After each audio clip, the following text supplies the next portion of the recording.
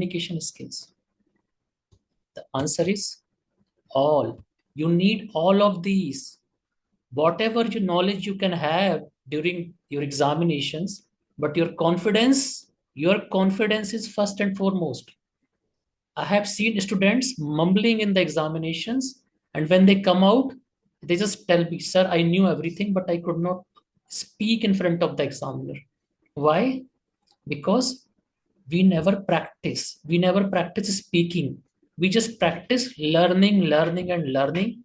And when it comes to reproducing the same knowledge in the examination, yes, we are stuck. So practice, revise, practice, and speak. These are the essential list of items which should be carried during your examination. What is the first? Mental peace, confidence. Yes, you can do it. Who else will do it? If after 3 years you cannot do it, who else will do it? Only you can do it with confidence. You need to have confidence, optimum knowledge. You need not know everything. No examiner wants you to know everything. Every examiner wants you to know the must knows. They are indispensable. And do not become adamant. Listen to their advices, their hints, and you can easily sail through. The examiner comes for the exam with a mindset of passing candidates, but candidates dig their own grave and they are not able to pass them. Okay, so coming up to this, what examiner says? Pick up anything on the table viva. Pick up anything. What is this? So candidate just looks around what he needs to pick up. So if you can find a grid, pick it up. Be expert in grid, because generally grid people don't expect you to speak much about it or know much about it because you have not seen it physically somewhere. So grid, pick it up, read these labels carefully and speak like this. Never say, sir, this is a grid. This is not a grid. This is a radiographic grid. Okay. So what you will say, sir, this is a radiographic grid with grid ratio of 8:1. It is a focused type of radiographic grid. It consists of series of lead foils separated by a radiolucent spacer. The interspaces are made of aluminum or some organic compound. It is placed between the patient and the cassette. The function of grid is to allow the primary radiation to pass and prevent the scatter radiation from reaching the flame. Hence, it improves the image contrast. Also, you can tell, sir, this marked side is the front side and it is to be aligned with the central line of the table. Okay. Sometimes there can be two lines, so it's for the same purpose. The center of the grid and the center of cassette should align. So where is grid used? Very common question. Do you use it everywhere in radiography of hand? No. You use it only in radiography of thicker parts where scatter is likely to be more. So I have simplified this for you. Grids are used when the part thickness is more than 10 centimeters, KBP more than 80, and FOB. What is FOB? Field of view, also more than 10 centimeters. So remember 10, 80, 10. Part thickness more than 10 centimeters, KBP more than 80, and FOB more than 10 centimeters. Simple as that. Generally used in abdomen, skull, LS spine, IVU, MGU, RCU, etc. Okay, where there are thicker parts like abdomen, etc. Do you use grid in chest? No, not required because scatter radiation is little bit less. What is grid ratio? Everybody of you know this. It is the ratio of height upon the distance between them. Ratio of height of the lead strips upon the distance between them. And the denominator is always kept 1. Why? To maintain uniformity in comparison. As simple as that. So how do we choose grid ratio? Less than 80 kVp, we don't use any grid. So 80 to 90 we use 8:1 grid. And more than 90 we use 12:1 grid. In many places in book it has been written as less than 90 we use 8:1. Why? Below 90 we generally don't use any grid. So 80 to 90, 8:1. More than 90, 12:1. Remember these values, okay? So what are various types of grid? This can be asked. So don't say, sir, there are linear grids, cross grids. No, your answer has to be systematic.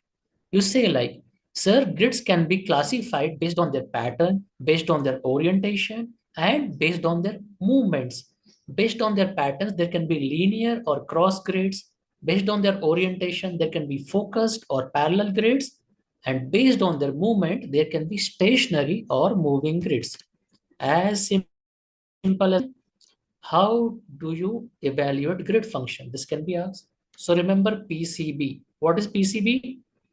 Why I give you mnemonics? Because during the exams, you have more than 10,000 facts wandering in your head, and they create a storm in your mind and you're not able to reproduce anything.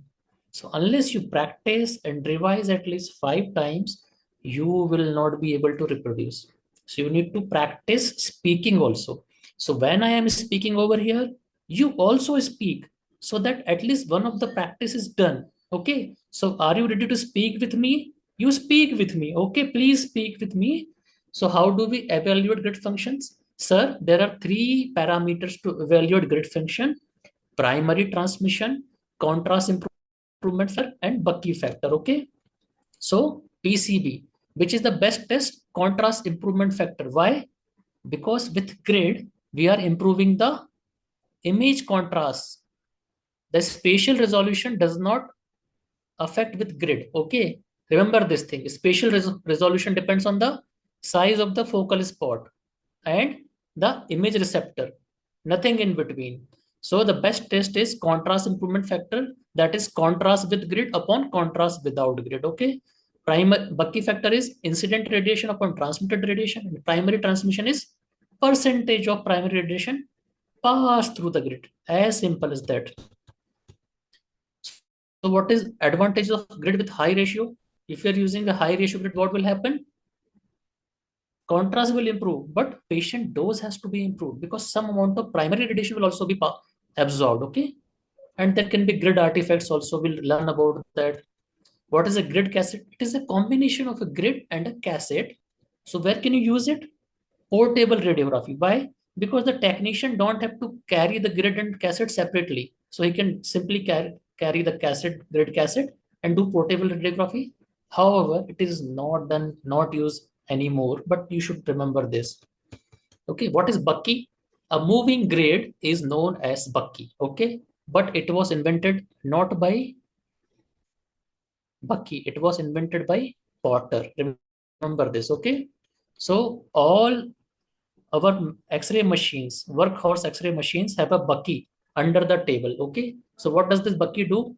As you start exposing the X-ray tube, you can hear some noise. That is the Bucky is actually oscillating to remove the lead lines. So why do we want to remove scatter radiation? Why, how scatter radiation is produced? So we have learned about the interactions of matter with energy. So how scatter radiation is produced? By Compton scattering. Okay, as simple as that. And what are the other ways of reducing scatter radiation? Using of beam restricting devices and air gap technique. Okay, what are grid artifacts? These are various artifacts due to malalignment of the grids. One very common question which is asked: if the focus grid is placed upside down, what will happen to the image? Where will the image be formed?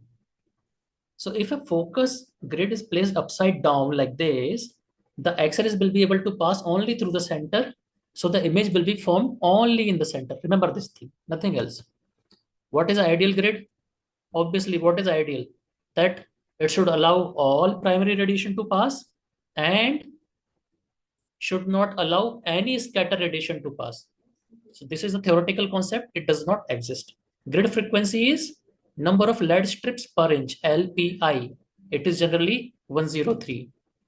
So after everything in Viva, you are asked for a price or cost of this grid. What is cost of a grid? So remember a diplomatic answer to everything. The You have to say, Sir, the cost of the grid varies from vendor to vendor. However, in general, a 17 by 14 inch size AGFA cassette grid costs around 4,000 rupees. You have to speak like this, okay? How you will speak?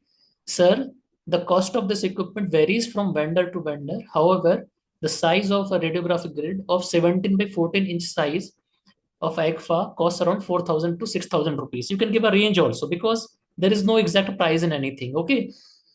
And over here, I have marked this thing as 14 by 17. This is the incorrect nomenclature. Whenever you're speaking about the cassette size or the film size or the grid size, how you should speak? 17 by 14 inch. Remember this thing, okay? It is just by convention. There is no much logic about it, but you have to always speak like the cassette size is 17 by 14 or 10 by 8 or 12 by 10 or something like that. Okay, this is an incorrect method. That's why I have uh, deliberately written it here. Now coming on to HTC grid. This is a new kind of grid. What is this HTC grid? High transmission cellular grids. They have a cellular like structure over here, as you can see. Okay, as you can see over here. And these are used where? In mammography. And the grid ratio is 3:1. So instead of lead, they have got copper strips and air gaps. So a cool breeze of air. Can you identify this monument? I show in all of my presentations because radiology is a burden of knowledge. So much of it's an ocean of knowledge. So much of knowledge, accumulated in your brain. You feel tortured. Have a break in between, relax, revise, and have confidence. Okay. So this is Hawa Mahal of Jaipur. Now coming on to a very important table viva item, X-ray tube. So examiner will say to you, pick up anything, what is this? So many candidates tend to pick it up and say, sir, this is an X-ray tube. So this is a very incorrect way of saying it. Why? Because it is not simply an X-ray tube. Anybody can tell it's an X-ray tube. You are going to be a radiologist. So you have to be more technical in what you speak. So you should speak like, sir, firstly, don't pick it up. Okay, just you can say, point towards it and say, sir, it is a rotating anode type of X-ray tubes. In our last university exam, I heard a candidate saying, sir, it is a rotating X-ray type of anode tube. So it was, very surprising and humorous for all of us to listen to that rotating X-ray type of anode tube. This happens. It is a real incidence. So if you don't practice and if you are mumbling, you are not having confidence, it can happen to any one of you. So speak confidently and practice. It is rotating anode type of X-ray tube, and in the same go, speak rest of the things what you know about this X-ray tube, because the examiner doesn't like to be asked again and again. If he has to ask you again and again, you are wasting time. Then you are irritating him. So you just simply speak, sir, this is a rotating anode type of X-ray tube. It consists of a negatively charged cathode assembly which generates electron beam and a rotating positively charged electrode which has an anode disk and the anode shaft. The anode disk is made up of tungsten rhenium target track on a molybdenum core backed with graphite. You have to remember all this. You have to speak everything like this. And the anode stem is made up of molybdenum. The glass envelope is made up of Pyrex glass, and there is a protective metal housing over it, which is not seen on this table. Okay. And we have a lubricant oil between. So anode disc is made up of tungsten rhenium target trap. 90% tungsten, 10%, 90% tungsten, 10% rhenium alloy, because it reduced in pitting. It leads to rest pitting. Okay, so this is the diagram of a tungsten rhenium target trap on a molybdenum core backed with graphite. Remember this sentence as it is. Okay, so this is it. It has high melting point. Heat conduction is good, and it prevents pitting. Molybdenum is surrounding the tungsten rhenium area. It reduces weight and helps in heat dissipation. And graphite mold again reduces weight and helps in heat dissipation. What about the cathode assembly? Now, cathode is the tube filament. Generally, there is only a single filament. Okay. If there is a single filament, it will have a length of around 10 to 20 millimeters. Diameter of spiral will be around 2 millimeters, and the wire will be 0.2 millimeter thick. It is made up of thoriated tungsten. Remember thoriated tungsten. Over there, we had tungsten rhenium target track. Here we have a filament made up of thoriated tungsten. Okay. Sometimes there are dual filaments as shown in this image. So along with this, we have a focusing cup made up of nickel. It helps it repels electrons and it can focus the electron beam. So a large filament is used for larger focal spot for larger body parts. Remember this. But if it can do everything, why do we need a small filament? For a high resolution or a small focal spot. So small filament, small focal spot. So if a small focal spot is there, it will have a high resolution. So it is used for smaller body parts. And filament current is 10 volts DC and 5 ampere. Remember these two values. Don't remember this range 3 to 7 ampere because it will clutter everything in your mind. So remember filament circuit 10 volts DC and 5 amperes of current. As simple as that. So why cathode filament is made up of tungsten? High melting point, high tensile strength, ductility. What is ductility? Ability to be converted into wires and a good electron emitting efficiency.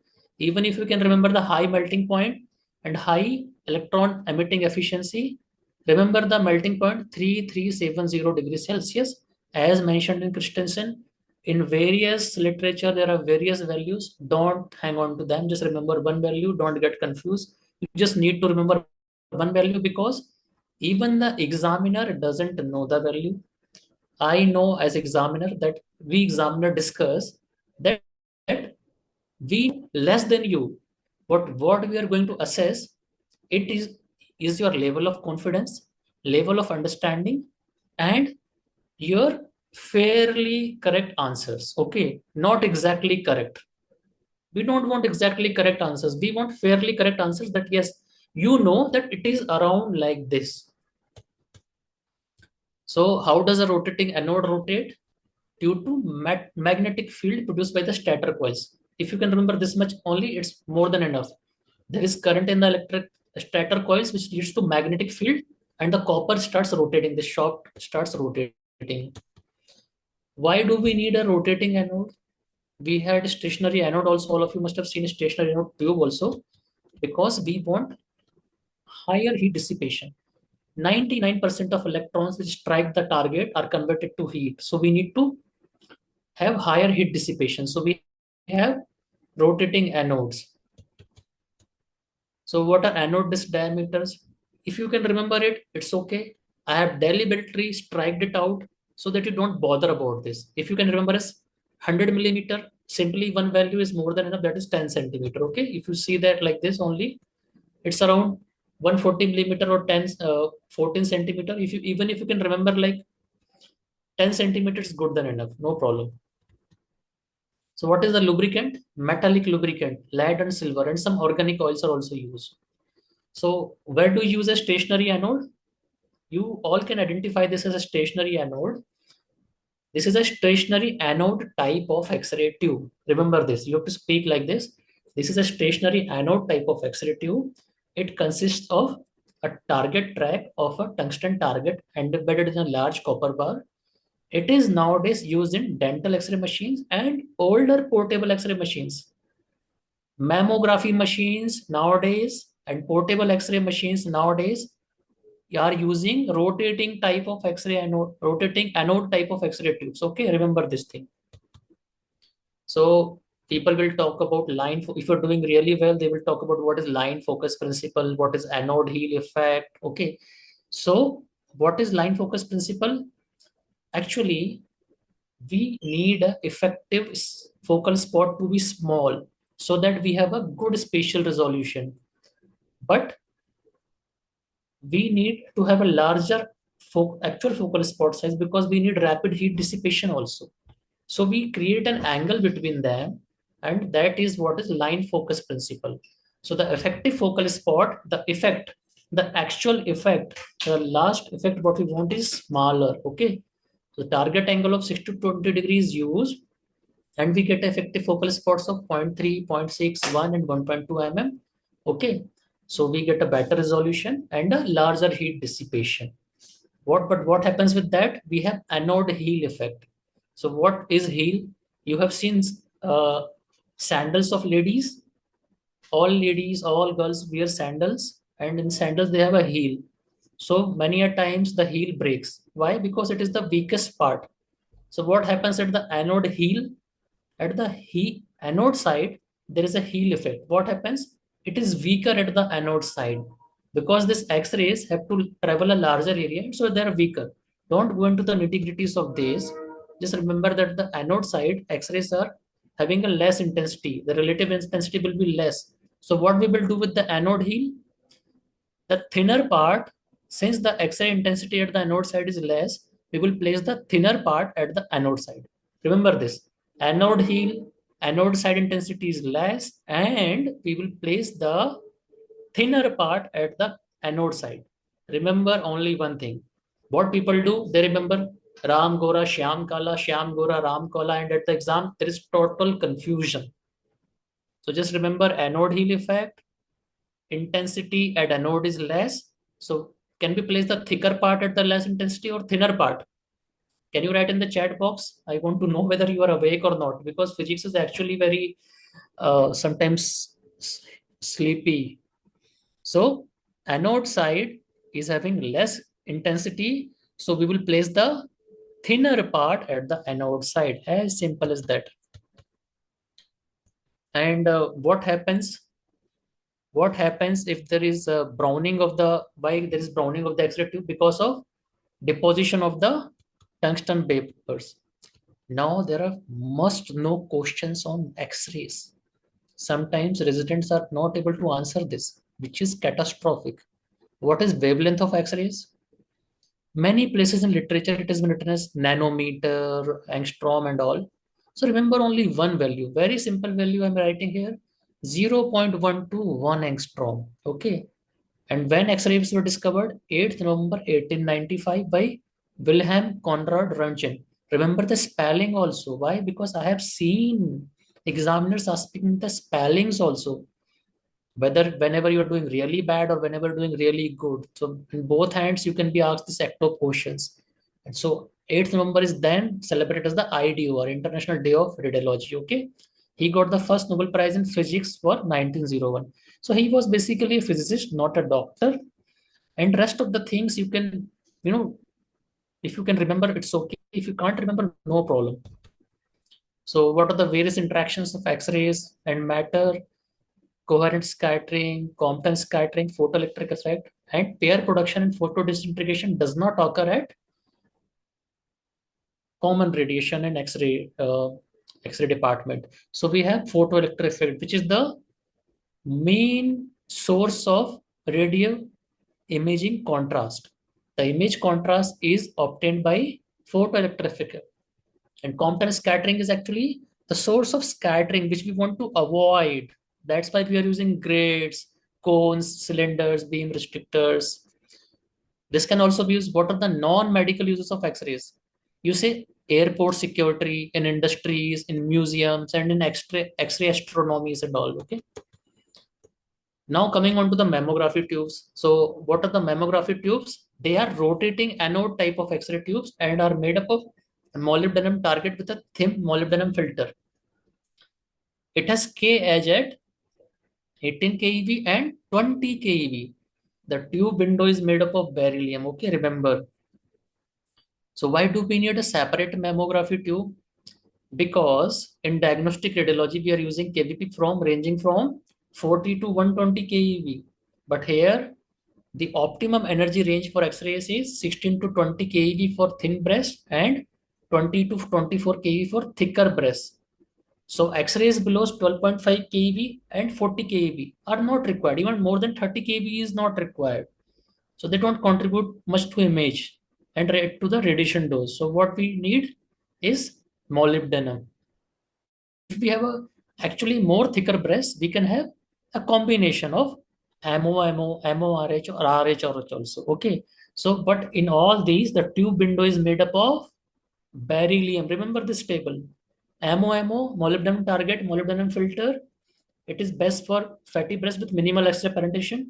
RH is for dense breast. Okay. Tube window is always made up of beryllium, not of glass. Okay.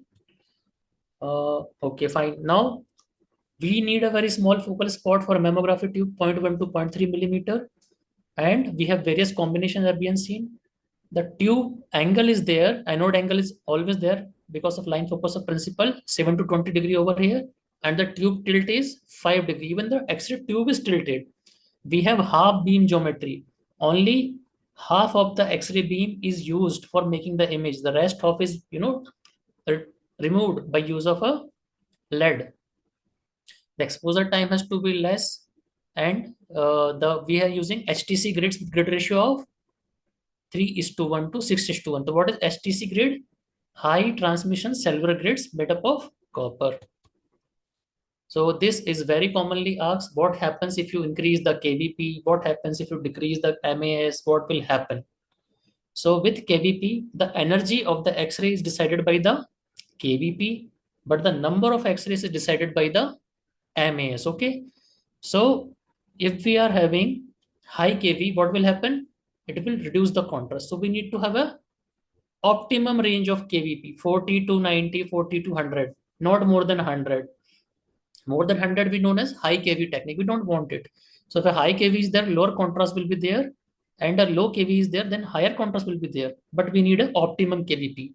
And MAS, nowadays there are techniques which people are wanting to reduce MAS. So less is the MAS, less is the radiation dose to the patient, because that is actually concerning. But if we take too much MAS, it will produce a darker image. If we have very less of MAS, it will produce very faint image or no image at all. Okay. So we need to balance it out. Generations of CT scan. First was in 1971. It was translate rotate. Remember this thing. Then which generation of CT scan are we using nowadays? Now it is written in Radiopedia that nowadays we are using third generation of CT scans, which is wrong actually. We need to correct it. I have written a mail to them. So we are nowadays actually using what kind of CT generation? Seventh generation of CT scan, which was there in 2000, MDCT. We are using MDCT. Multi-tractor CT scans are available everywhere in India. And now this photon counting CT scan has come up. It has got a FDA approval in 2021. So you must all know about this. I have a table for this. So the detector in PCCT is CZT. Remember this. Detector in PCCT is CZT. Write in the chat box CZT. Cadmium zinc telluride. It is a photon counting detector. As simple as that. The spatial resolution can be as low as 0.2 millimeter. Okay. So what is the advantage of this? It can work as a dual energy CT scan also. It has got ability of spectral imaging.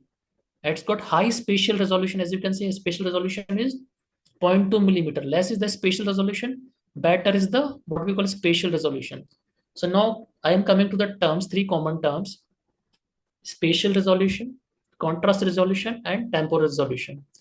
In radiological imaging, whether be it X-rays, be it CT scan, be it MRI, be it ultrasound, be it whatever, what we want: good spatial resolution, good temporal resolution, and good contrast resolution. Yes. What is spatial resolution? The ability to detect 2 points in space as separate is known as spatial resolution. If the spatial resolution of machine is 0.2 millimeter, it will have a better spatial resolution. If these 2 points are separated by 0.2 millimeter, it can detect it. But if this conventional CT cannot detect it, separate. So less is the value, more is the spatial resolution. Contrast resolution, ability to differentiate 2 points in space with different contrast is known as contrast resolution. And temporal resolution, used in angiography, etc., DSA, etc. Okay. So just remember PCCT, photon counting CT scan, CZT, detectors, cadmium, zinc, telluride. As simple as that. Okay. So this is a complex table I will share with you in the group also, because we are already late. A second year PG medical student who was topper in NEET UG commits suicide. Very sad. People lose their life because of depression. Don't get into depression. Allow your colleagues a helping hand. We are humans. It's human to help others. Allow your colleagues, your friends, your juniors a helping hand. If you find them, they are feeling depressed, please help them out. Everybody goes through difficult phases in life, but we need not finish our life because of this. Okay? Help each other. There is no problem in helping others. It's always good to help. Now coming on to beam restricting device. How candidates speak in the exam? They say, sir, this is a cone, this is a cylinder, this is a aperture diaphragm. Are we supposed to speak like this? We are supposed to speak, sir, this is a cone type of beam restricting device. It is placed at the tube aperture and helps in limiting the field size, thereby reducing the scatter radiation and improving the image contrast. Okay, this is also to improve the reduce the scatter radiation and improve the image contrast like grids. Okay, the basis of cones and cylinders are made up of lead. The shaft is made up of copper lined with lead. Okay, where do we use it? We use it for focused and magnified views of sella turcica, mastoids, vertebrae, ankle, L5S1. As simple as that. Then if you ask which is longer, see this diagram. Which is longer over here? A cone is longer or a cylinder is longer? So there is a varying combination.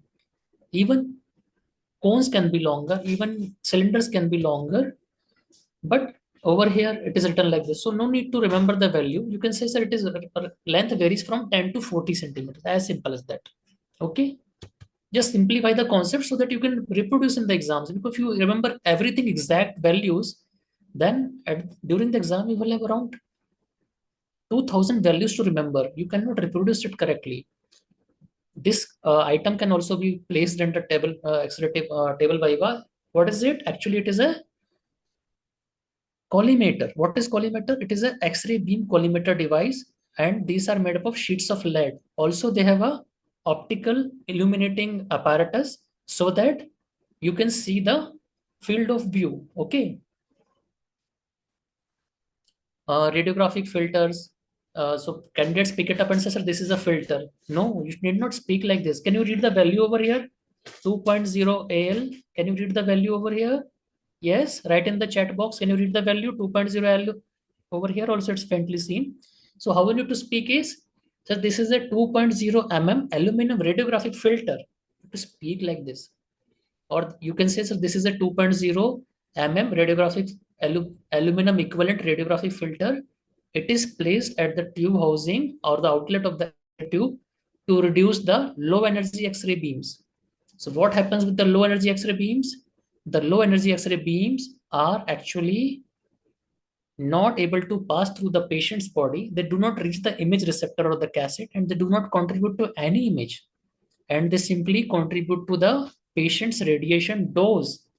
So if we place the filter, the mean energy of the X-rays is increased because this low energy X-rays are absorbed by this aluminum filters. Okay, and they reduce the radiation dose by 80%. So in this diagram, you can see how this mean energy shifted from 30 keV to 40 keV. Okay. So what is KH filters like gadolinium and holmium and cassettes? So we are actually already overshot our time. It's time for Dr.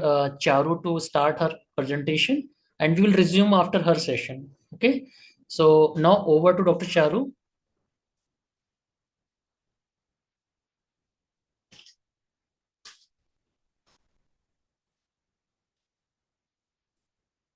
Dr. Kapil, can you unmute Dr. Charu, please? Hello, good evening, everyone, and welcome to this wonderful session of Table Viva. After such a beautiful demonstration, now we'll move on to IR Table Viva.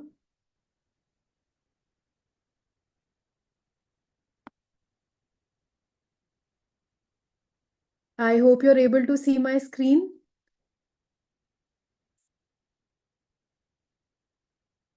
Are you able to see my screen? Yes, ma'am, you are visible. Okay, my screen is visible. Yes, ma'am, it is visible. Okay.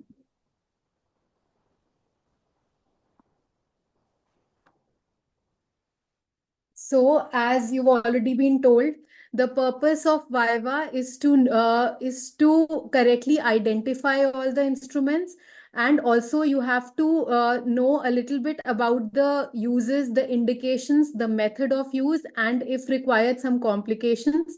And also you have to remember them and reproduce them within the time limit of the Viva.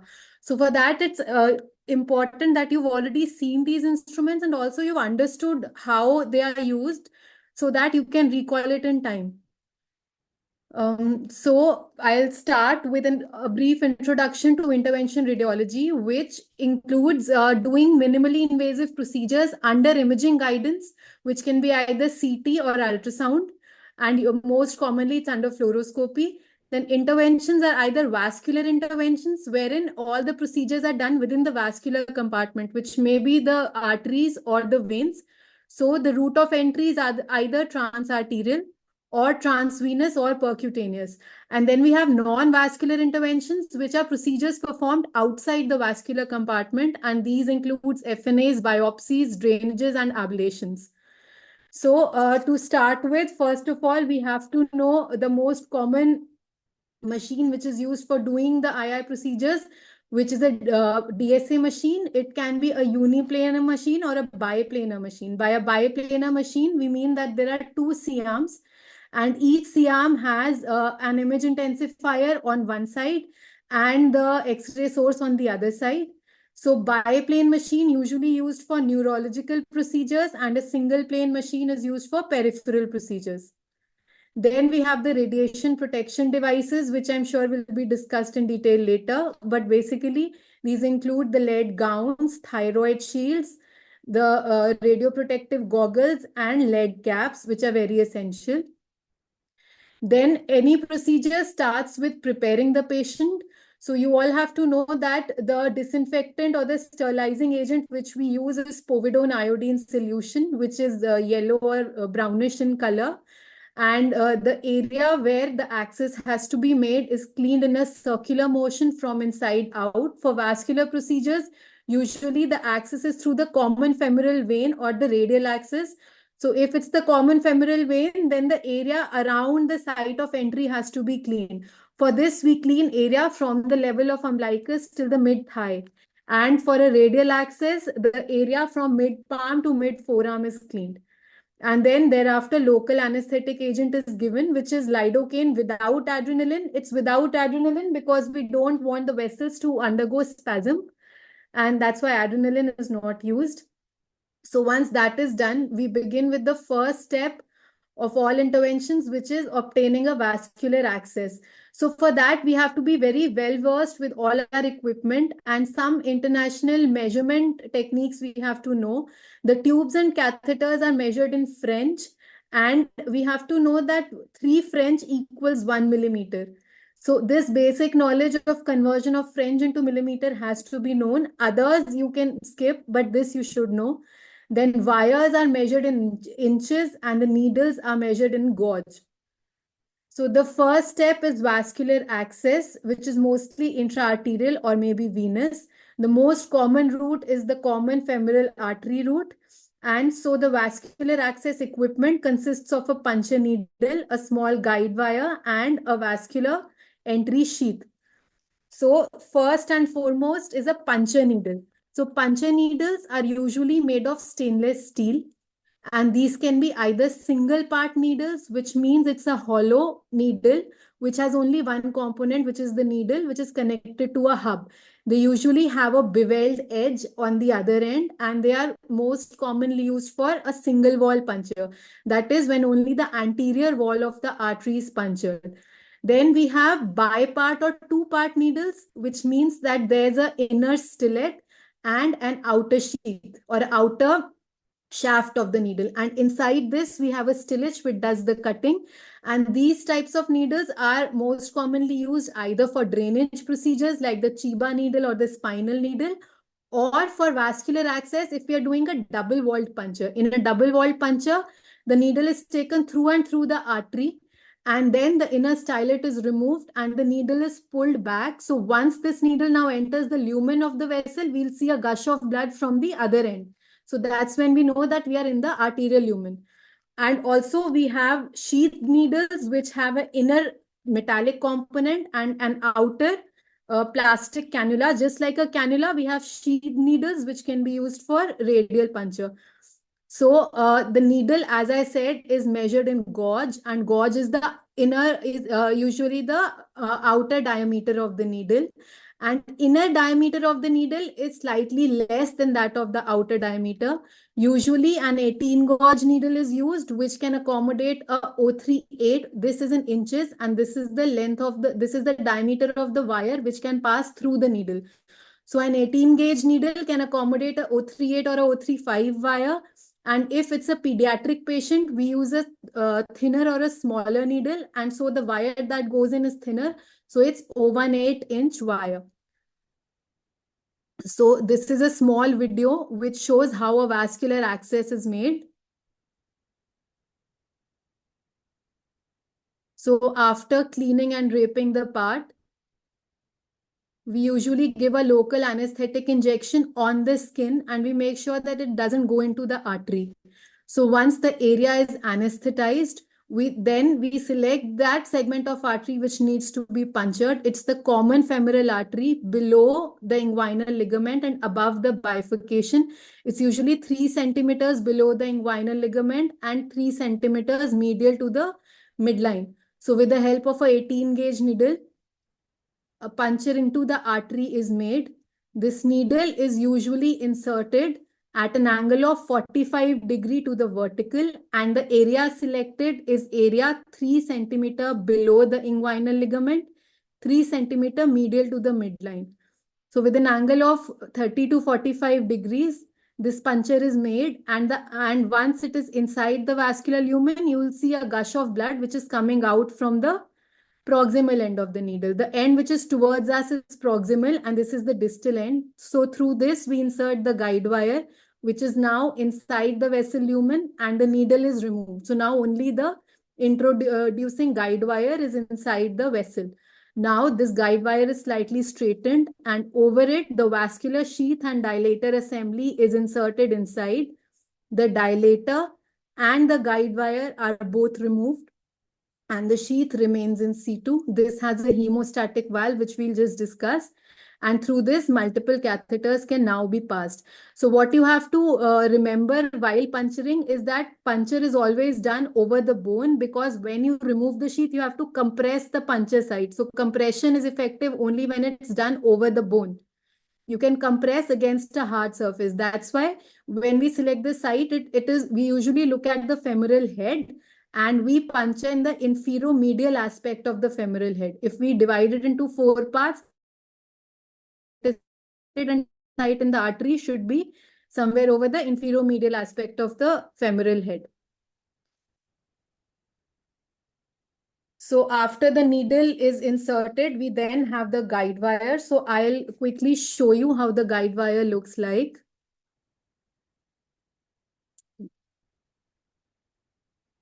Am I visible now? So this is a J-shaped guide wire. The distal end is J-shaped. It's soft and atraumatic, and it's small in size because we only need to introduce it in the vessel of access. It comes with an introducer, and this introducer straightens the tip of the wire so that it can be inserted in the needle hub. And what are the advantages of this J shape? The advantage is that the tip becomes atraumatic, and so it doesn't injure the vessel wall. And the other thing is that this J wire prevents hooking of the other small side branches of the vessel, so we can just take it straight inside our main vessel. So that is how it looks like when it is straightened.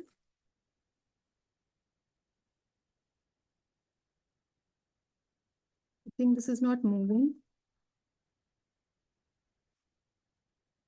Are you able to see my screen? Yes, ma'am, screen is visible. Okay.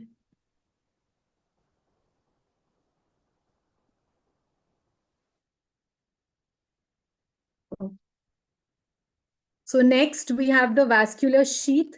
The vascular sheath again consists of an inner dilator. This is the inner dilator which snugly fits into the sheath. Then it has a shaft, a hub which has a hemostatic valve, and a side tubing which is connected to a three-way for infusion into the sheath, infusion of saline or any heparin inside the sheath. So this sheath is used for vascular access. The hemostatic valve on the other end does not let blood come out. Once it is in place, the dilator is out, and this is used for exchanging different catheters during the procedure and also to avoid injury to the vessel wall. Now, can we do a vascular procedure without having a sheath in situ? The answer is yes, we can. But in that case, we'll not be able to change multiple catheters and there is more risk of injury to the vessel wall. So that's why a sheath is important. Now, these sheaths come in different sizes. So the length of the sheath is different and also the diameter of the sheath is different. What we need to know about the diameter is that if we say it's a 6 French sheath, it's usually the inner diameter of the sheath. Most commonly used for diagnostic procedures are 6 and 5 French. So 6 French sheath is green in color, 5 French is purple, and so different sheaths have different color codings. If I say it's a 6 French sheath, it's the inner diameter, and that means that the catheter which it can accommodate or a catheter which can pass through it is a 6 French catheter or smaller. And length of the sheath, usually femoral sheaths are longer. Femoral sheaths are usually 11 to 11.5 centimeters, and radial access sheaths are usually 7 to 7.5 centimeters. I'll quickly show you the different sheaths. So this is a radial access sheath. It's smaller in size and it's more tapered.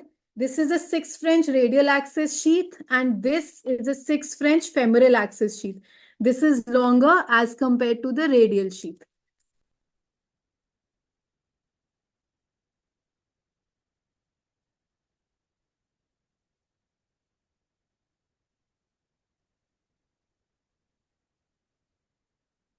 So, okay, again, quickly, this is how a puncture is done. If it's not ultrasound guided, we palpate the inguinal ligament by palpating the medial tubercle as well as the anterior superior iliac spine. We go 3 centimeters medial, 3 centimeters inferior, and then check that we are in the inferior-medial aspect of the femoral head by placing any radio-opaque instrument over it. So we are here. So that's where we can puncture. And then these are the steps of puncture wherein a needle is put, there's gush of blood coming out. Then through the needle, a guide wire is pulled, is taken inside. Then over the guide wire, a sheath with the dilator assembly is put. That's the hemostatic valve. And through this valve, various catheters can be introduced.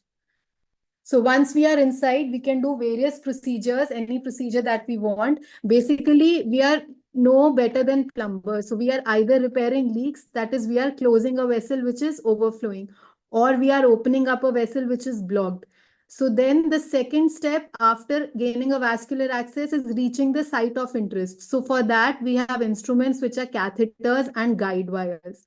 So what are catheters? Catheters are basically hollow tubes of metal. They are hollow tubes of plastic. As you can see here, they are made of plastic, which is usually polyethylene or polyurethane. And most of the catheters have a very thin metal braiding within their wall. So whenever we talk of catheters or these hollow tubes, they have a proximal end, which is in our hands, and it is connected to a hub. And then they have a distal end, and in between the two is the shaft of the catheter. So this is the basic construct of a catheter. Then the difference between the proximal and the distal end is that the distal end, which goes in the vessel, is soft and is atraumatic. So this is soft and more foldable, more malleable, whereas the proximal end of the shaft is stiffer. So these catheters now, based on their usage or based on their construct, They can be either selective catheters when their tips have a particular shape and they're used to hook arteries, or they can be non-selective catheters, guiding catheters, and micro catheters. So for catheters, we have to know their diameters and their length. Length of catheters, we have to know because smaller catheters are used for cannulating more proximal vessels, and longer catheters are needed when we need to go more distally into the vasculature.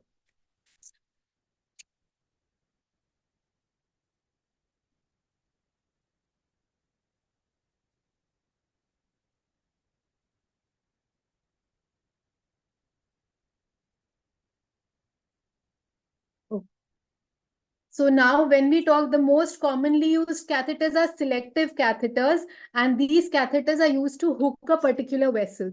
So their distal end has different shapes. So they can either be straight catheters or they can have a small curve, a single curve like this. So then they are called simple catheters.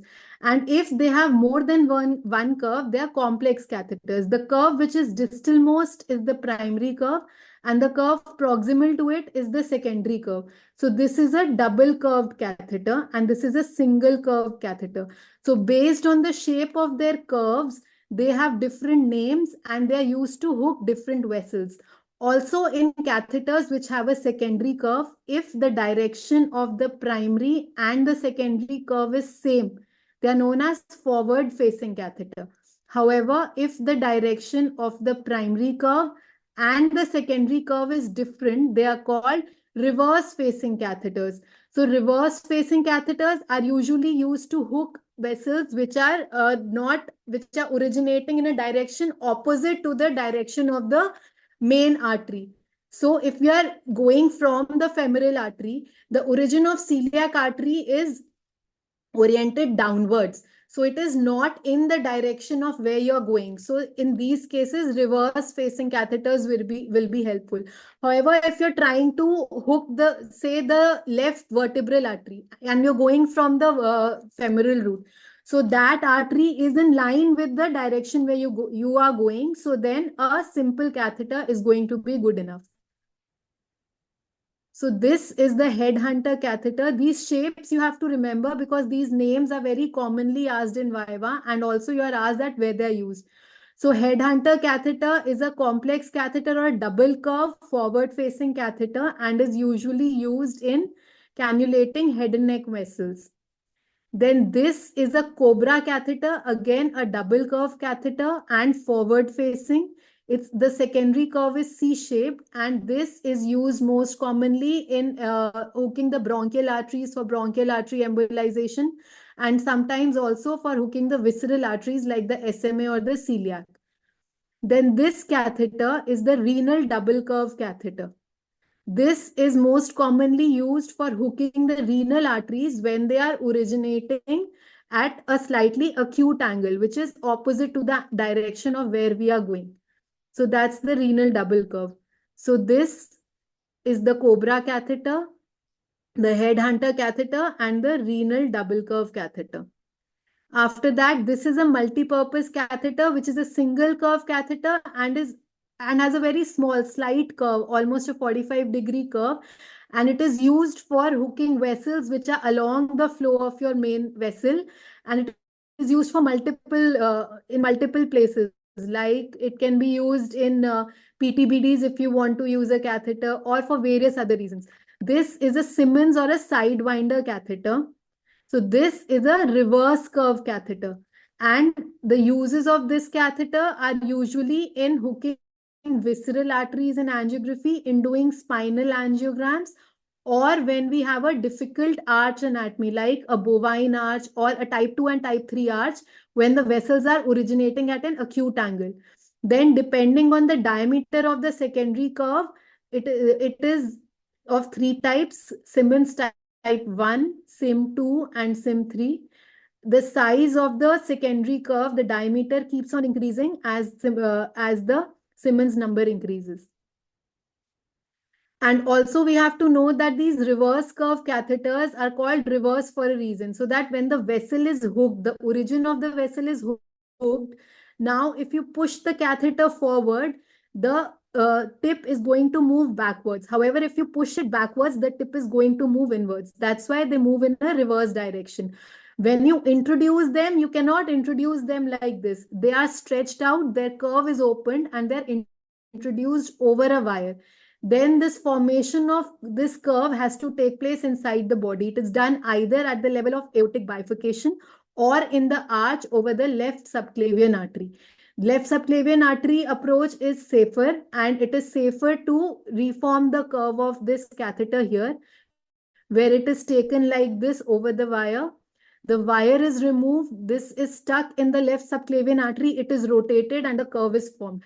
Once this is formed, it can be rotated in this manner, and it can be used to hook difficult origin of the arch vessels like this. Now, when you're going to remove this catheter, you're not just going to pull it back. It is always removed over the wire. So you're going to take the wire inside, take it outside the catheter. This will open up the curve of the catheter, and then the entire assembly is going to be pulled out. So this is another reverse curve catheter, which is the Roberts uterine catheter. It is no longer in use, but when it was in use, it was used for uterine artery embolization. It was used for cannulating the uterine artery in the contralateral and ipsilateral approach when a femoral arterial approach was used. So this catheter is a special type of catheter. So one is on the basis of their construct and their use. The catheters could be either diagnostic catheters, and also then on the basis of holes. They can either have a single hole at the end, or they can have multiple side holes. So all the catheters which we have seen till now are single end hole catheters. Pigtail catheter is a catheter which has multiple side holes as well as an end hole. So the use of this pigtail diagnostic catheter is that it is used in flush aortograms. So this is used whenever we need a high volume and high rate of injection inside a catheter. So because of multiple side holes, the contrast is going to get evenly distributed, and we are going to get a better angiogram. The distribution of contrast in artery is going to be better, and we can use high injection rates. And also the opacification of side branches is going to be better. So all the catheters at their hub, this is the hub of the catheter. They have the French and the inch written. So French is the outer diameter, inch is the inner diameter. So 6 French catheter has a 6 French outer diameter. And if it says 038, 038 is the inch, which is the inner diameter, which means that a 038 inch guide wire can go inside this catheter, 038 or smaller. And 6 French means that a 6 French catheter is going to go inside a 6 French sheath. So for sheath, it's the inner diameter in French. For catheter, it's the outer diameter in French and inner diameter in inches. So next we have guiding catheters. These catheters usually they are not used for just taking a diagnostic angiogram. The difference is that for the same French, the same outer diameter, the inner diameter of these catheters is wider. So they are used for guiding other instruments through them. Themselves, they cannot hook different vessel origins. So they are put in place once the guide wire is already there and has already been taken there via a diagnostic catheter. Diagnostic catheter is taken out and guiding catheter is then put in place. And then through the guiding catheters, other instruments can be put. Also, they are more stiffer and they almost always have a braiding. Now, diagnostic catheters, the distal end can be tapered, but for guiding catheters, it is usually not tapered because they are more wide.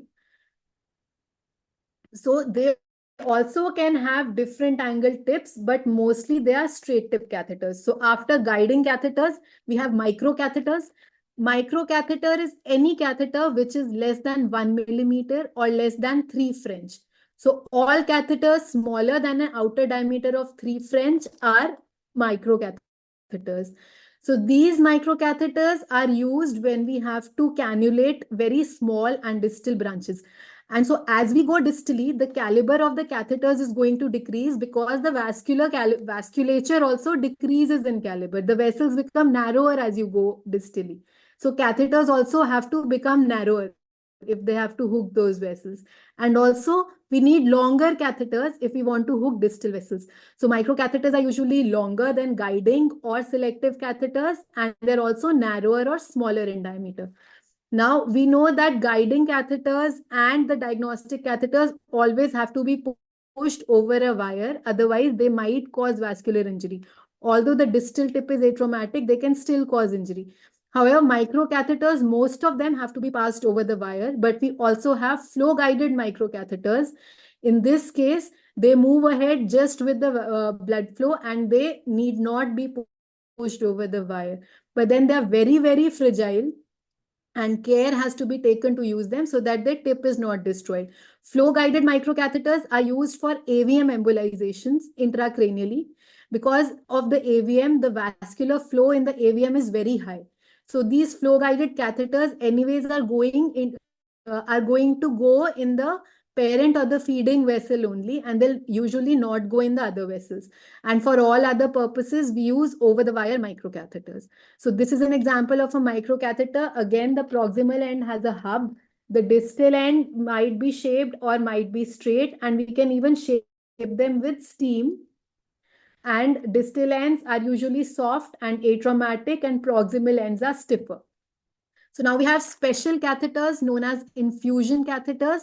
They're usually used for catheter-directed thrombolysis when we place them inside a thrombotic segment and we infuse fibrinolytics or thrombolytics through them. So these infusion catheters are again end hole and side hole catheters. They have multiple side holes. They have a proximal and a distal marker. And then they have end holes and side holes within this segment. So length of this segment is variable, and we can choose them depending on the length of the thrombotic segment we want to use them in. We can either do a pulse spray, that is, we can connect them to a syringe, and in pulses we can inject the thrombolytic agent, or we can even leave them in place and do a continuous infusion of the thrombolytic agent. So after catheters, we come to guide wires. Guide wires, again, they are used for guiding the catheters. I hope you can see this. So this is what a guide wire looks like. These are long and lengths may be variable. Again, they have a distal end and a proximal end.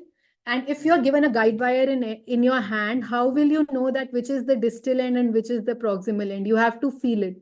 The proximal end is usually very stiff and distal end is floppy and atraumatic. The length of this distal, floppy and atraumatic segment might be variable, but this has to be very floppy so that it does not cause any vascular injury.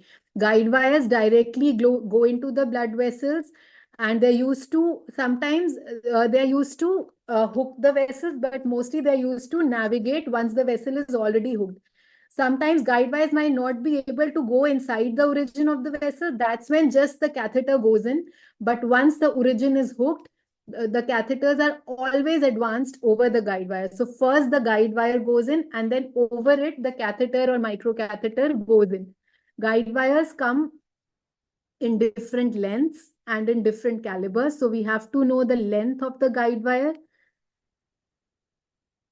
Okay. So we have to know the length of the guide wire as well as the diameter of the guide wires. So the diameters of these guide wires is usually in inches, and they can go into corresponding catheters. And the construct of a guide wire is, it's not just a simple piece of metal. It has an inner stellate or an inner mandrel, and over this a small wire is wound. So the material of this mandrel also varies, and this winding wire also varies, and then this entire thing is covered by a hydrophilic coating. So are the catheters, outer and inner surfaces, they're covered with the hydrophilic material, and also the guide wires. So once they're wet, they become very slippery. Towards the distal end, the core or the mandrel is very thin, which makes it floppy and atraumatic. And proximally, this core or mandrel is thick. And this entire thing, they might be covered with the hydrophilic material or might not be, but usually they are. Then based on the shape of their tip, they can either be straight tip, curved tip, or J-tip wires. And then also based on their stiffness, they can be either normal wires, they can be stiff wires, or extra stiff wires. Normal wire, which is most commonly used, is the Terumo hydrophilic guide wire.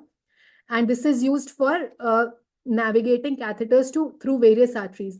But in some cases, if the vasculature is very tortuous and a catheter does not go over the floppy wire and it keeps falling down, that's when we use stiffer wires. So the use of stiffer wires is one, to introduce stiff devices like stents.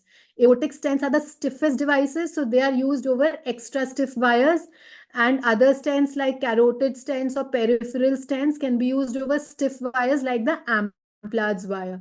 So these stiff wires usually, although they have a distal atraumatic end, they are usually very traumatic, and they are put inside the catheter once the catheter is in place. The catheter is taken in place over a normal wire. Then when you want to introduce a stiff device, you remove the normal wire, put in the stiff wire, remove the catheter, and then put the stiff device. But stiff wires themselves are not navigated directly in the vessel. Otherwise, they're going to cause injury. Also, length of the wire varies. Normal length wires are usually 160 centimeter wires. But then we have exchange length wires, which are longer and are usually 260 to 300 centimeters. This is because if we have already reached a position and now we want to change one catheter with another. So if we have a small wire, we will not be able to exchange the catheter, because whenever we are working, we should always have one end of the wire in our hand. But if we are removing the catheter, then the wire will go in the catheter and it can be lost inside the body. So we use very long wires over which the catheter can be removed. So the length, if we want to exchange the catheters, the length of the wire should be more than double the length of catheter, so that some part of the wire is always in our hand. This is the Terumo wire, which is most commonly used. It's black in color. Usually a curved tip Terumo wire is used. This is the stiff Amplatz guide wire. The end may be straight or may be curved. Usually green colored wires are stiff. When you take them in your hand, you'll be able to come to know that they're very stiff and they keep opening. And Terumo is relatively soft. Then we have micro guide wires. Again, the principle of the wires is same, but they are smaller in size. The smallest micro guide wire which is available is 0.08 inch, which is used in very small intracranial catheters. Then next we have devices which are used for opening up the arteries. Once we have reached inside the arteries, we've taken a diagnostic run. Now we actually want to do the procedure. So this one procedure is that we are going to open up a blocked segment. So for that, the devices which we use, the most common is a balloon catheter. Balloons are usually mounted on the distal end of a catheter. That's why this catheter is known as a balloon catheter. So the use of this is either to open up a blocked vessel, as in angioplasty, or sometimes they are used in coiling of intracranial aneurysms when the neck of these aneurysms is very wide. So when balloons are used, they are placed across the neck. And when the coils are placed in the sac, during the placement of coils, the balloon is inflated so that the coil mass does not fall in the main artery.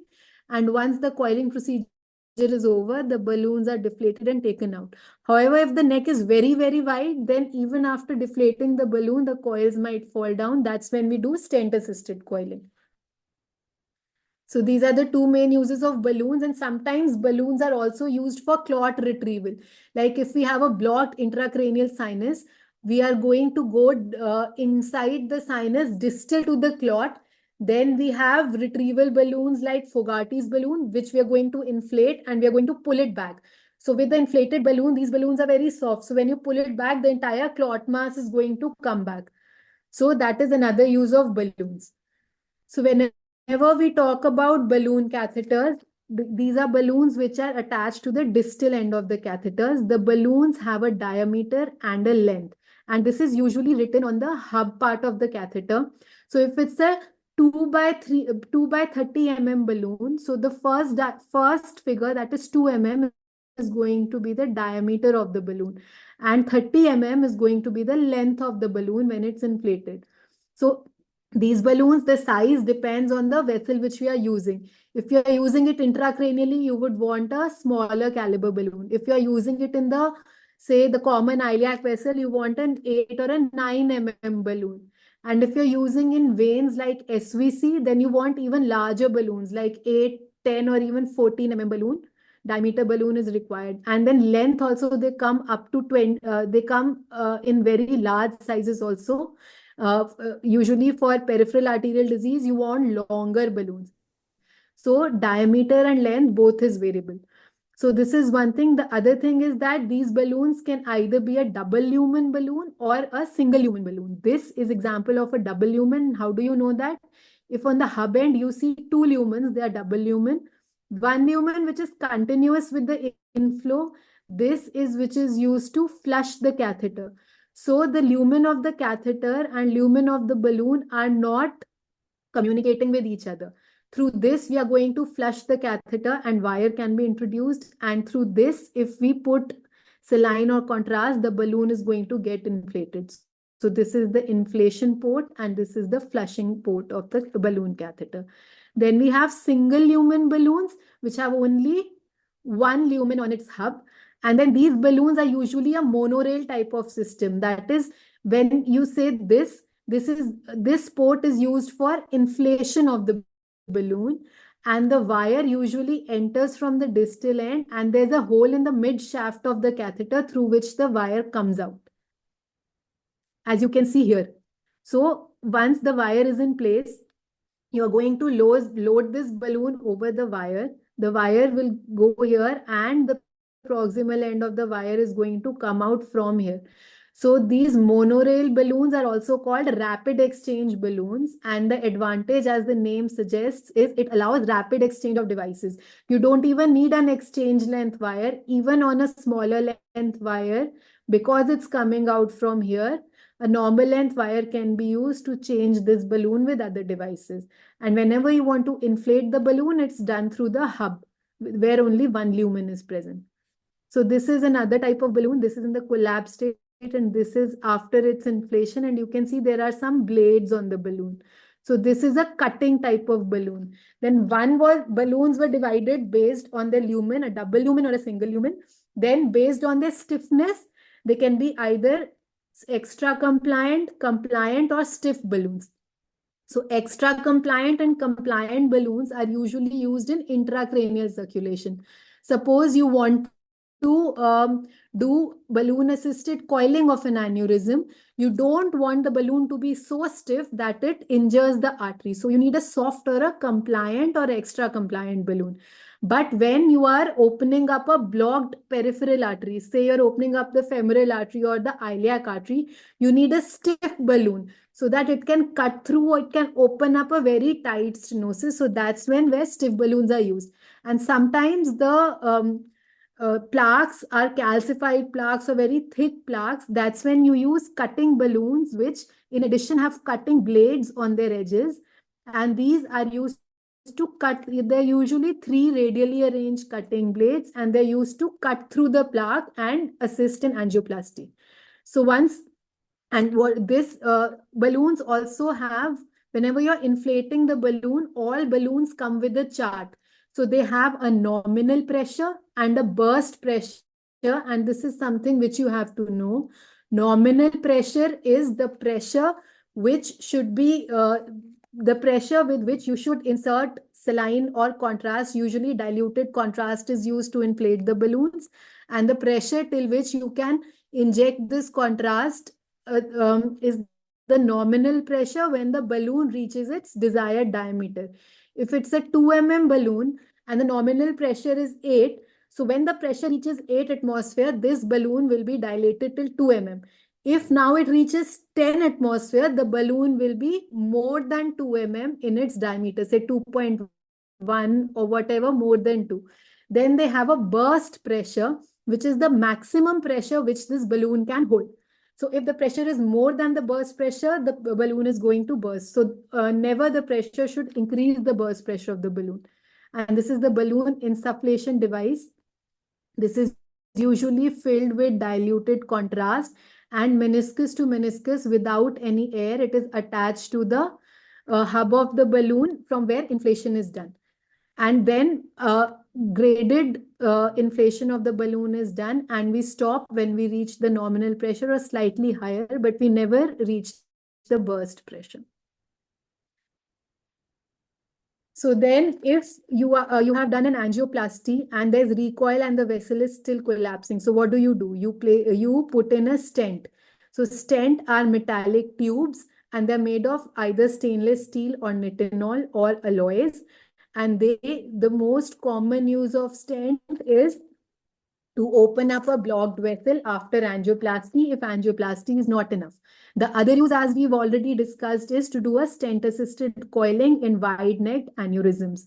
So now, depending upon how they open up, they're either self-expandable stents or they are balloon expandable stents. So most of these stents, when they come, they are not like this. I'll show you how the stents which we receive. So this is how the stent comes in. It's inside a coil. The stents are in a collapsible state and then they are attached to a delivery wire. So that's the delivery wire.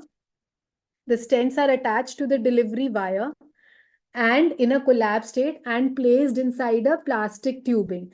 So when you want to deploy a stent, the stent is collapsed inside this plastic tubing and the delivery wire is here and the stent and the wire are attached. Now, when I want to introduce this stent, this is the hub of the catheter. I'm going to put this stent, this plastic tube, which contains the stent in the hub, hold it from here and push the delivery wire. Once it's in, I'll remove this plastic thing and now the stent is inside my catheter in a collapsible state.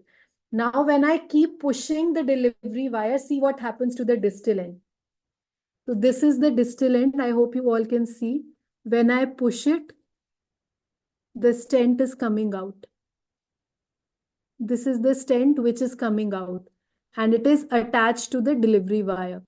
And once this stent is in place, we are going to detach or deploy the stent. So some stents, when they come out, they take their original shape and that is what is known as a self-expandable stent.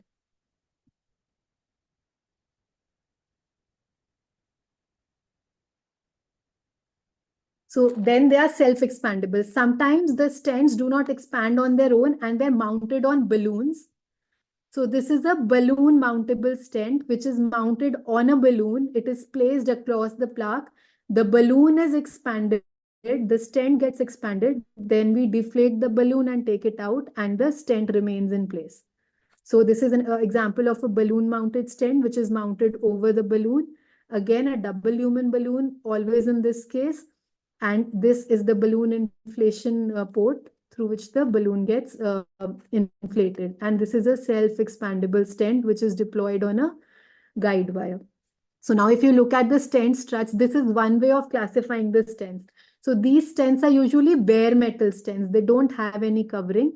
The other way to classify stents is an open cell stent. As you can see, these various cells of the stent are not connected to each other. So this is an open cell design. And if these crisscross are connected to each other and all cells are separate, then it is a closed cell stent. So this is another way of classifying stents. Then what we discussed were bare metal stents. Now we have something known as stent grafts, in which these stents are covered by a PTFE coating or a PTFE material.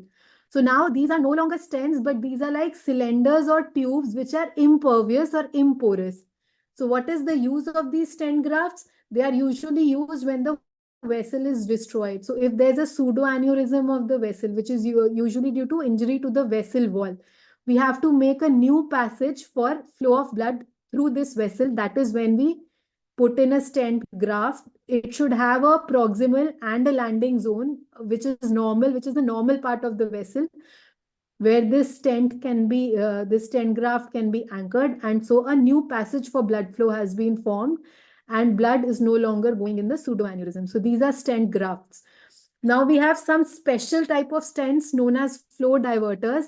These are used intracranially for large wide-necked aneurysms, and these are somewhere in between stents and stent grafts. One problem with stent graft is that we are very, very stiff.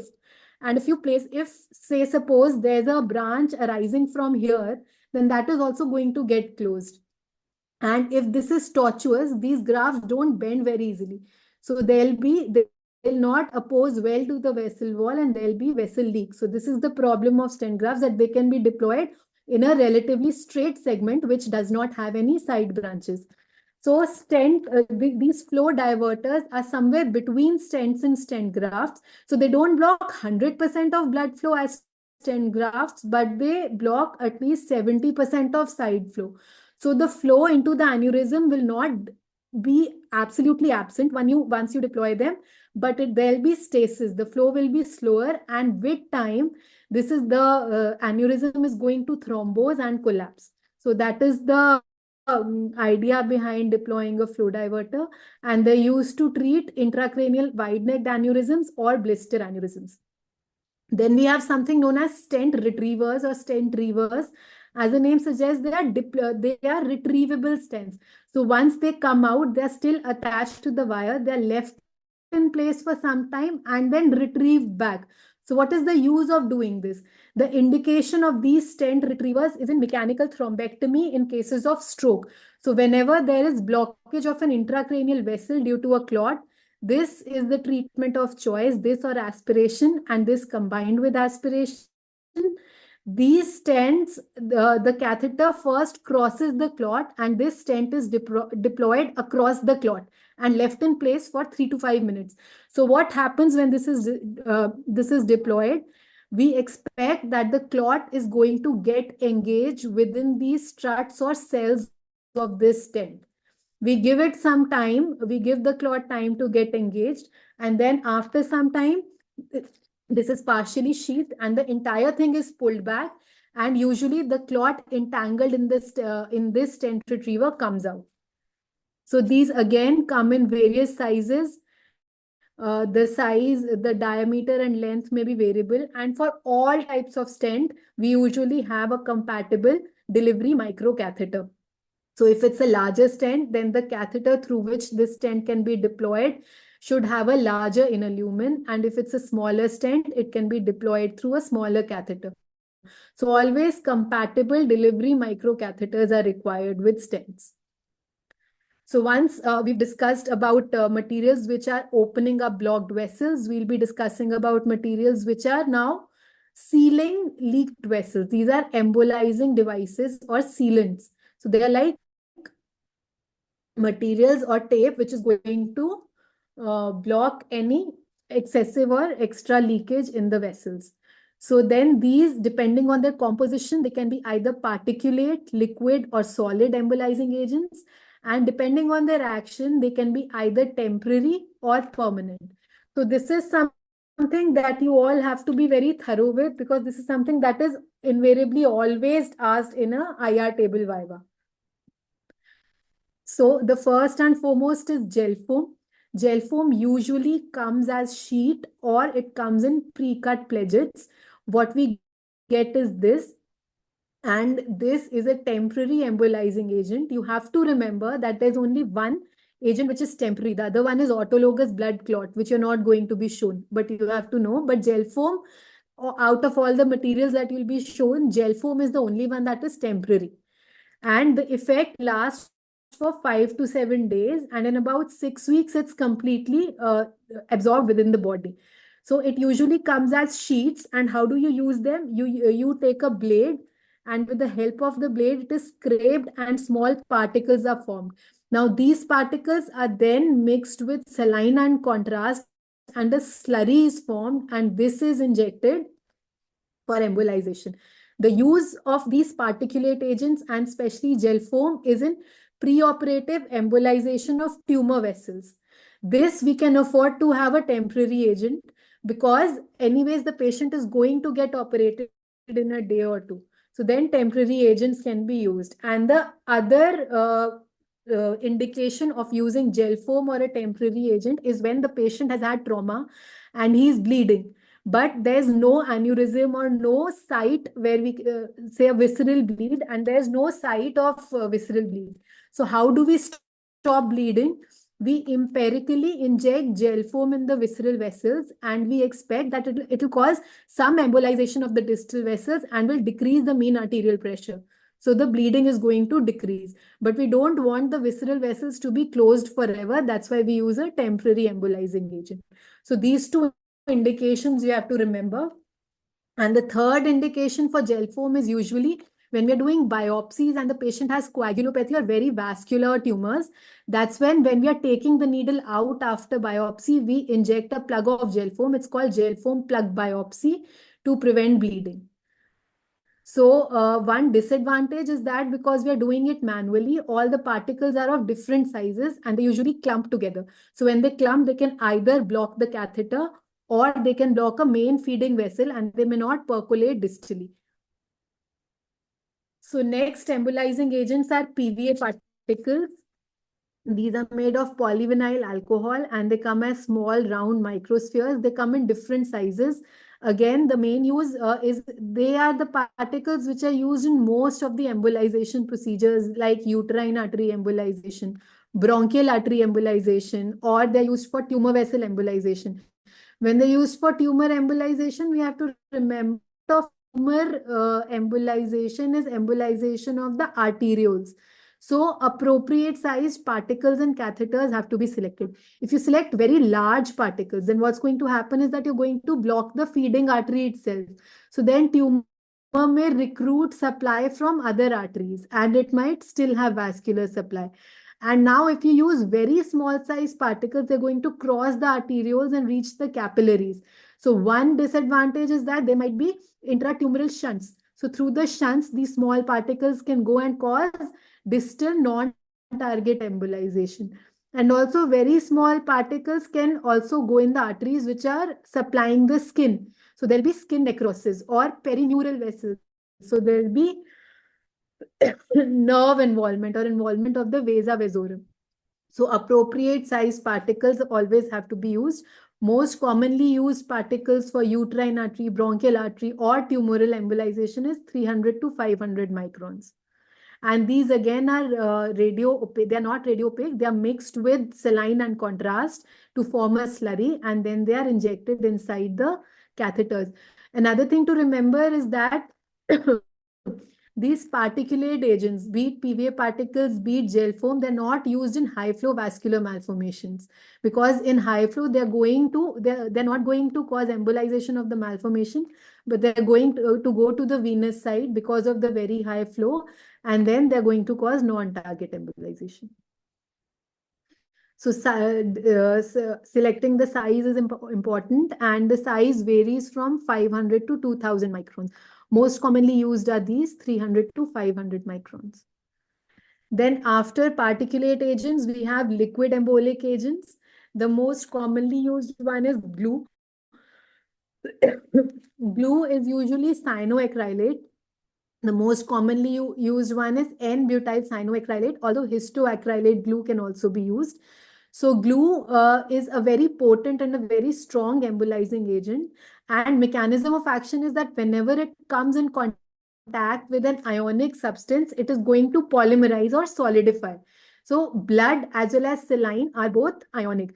So what do we do? That the main use of this, because of this property, is an embolization of high flow vascular malformations intracranially or in the peripheral circulation, and also in case of visceral pseudoaneurysms. So when it solidifies, when it comes in contact with blood, when it reaches the abnormal AVM, it is going to solidify inside the AVM vessel and form a cast. So AVM will be excluded from circulation. But if we use saline inside the catheter, it is going to coagulate within the catheter only. So before injecting glue, the catheters, the hub of the catheter, everything is flushed with dextrose so that the glue doesn't polymerize. After flushing with dextrose, we inject glue, and we have to make sure that there's no reflux of blood in the catheter. Otherwise, catheter is going to get stuck at the site of AVM and it will be difficult to pull it out. Also, there's something known as lipiodol, which is used in conjunction with glue. So what is this lipiodol? Lipiodol is ethyl ester of poppy seed. It is very viscous and this brownish or light yellowish in color. Use of lipiodol is twofold. One is that glue by itself is not radiopaque. So it provides opacity to glue and you can see where the glue is going. And the other thing is that we don't use 100% glue because 100% glue is going to polymerize as soon as it comes in contact with blood. Lipiodol usually is used to alter the concentration of glue. And why do we need different concentration? This is an example. Say this is the AVM which I want to embolize. This is the vascular malformation. So now I can have two scenarios. One is that I want to avoid embolizing these vessels and I just want to embolize these. If my catheter is here, then I'm not going to embolize because there'll be non-target embolization. Now, if I'm able to negotiate my catheter only till here and it's not going here, so what I want is that glue to polymerize after some time. I want it to travel all the way here and then polymerize. So I'm going to use a diluted glue, more of lipidol, less of glue, so that it polymerizes after it reaches here to buy some time. But if my catheter is right here, right at where the abnormality is, I am going to take more concentrated glue. That is more of glue, less of lipiodol, so that it polymerizes soon and doesn't take more time. So usually the concentrations which are used in endovascular procedures are 30 to 50%. Sometimes even 60, 70% is used. Very rarely when we are doing percutaneous injections through a steel needle, we may use 100% glue. But then in 100% glue, there's no lipidol. So how is glue opacified then? We mix it with tantalum powder, which gives it opacity. It's not mixed with lipidol when we're using 100% glue. And also, whenever we are using glue, we usually use glass syringes because plastic syringes usually melt. Then the other liquid embolic agent which we have are EVOH based agents or ethylene vinyl alcohol based agents like onyx and squid. So they usually come in small bottles, 1.5 or 3 ml bottles, and are black in color. They are black because they have tantalum powder. So these agents, onyx or squid, are usually composed of ethylene vinyl alcohol-based copolymers with tantalum, which is in suspension. So always these have, before procedure, these have to be shaken so that the suspension is uniform and tantalum is not settling down. So whenever we are starting the procedure, we put this on a shaker and at least 20 to 25 minutes, the vortex shaker is on and it keeps on shaking. And only after that we use it. And the diluent or the diluting agent which is used is DMSO.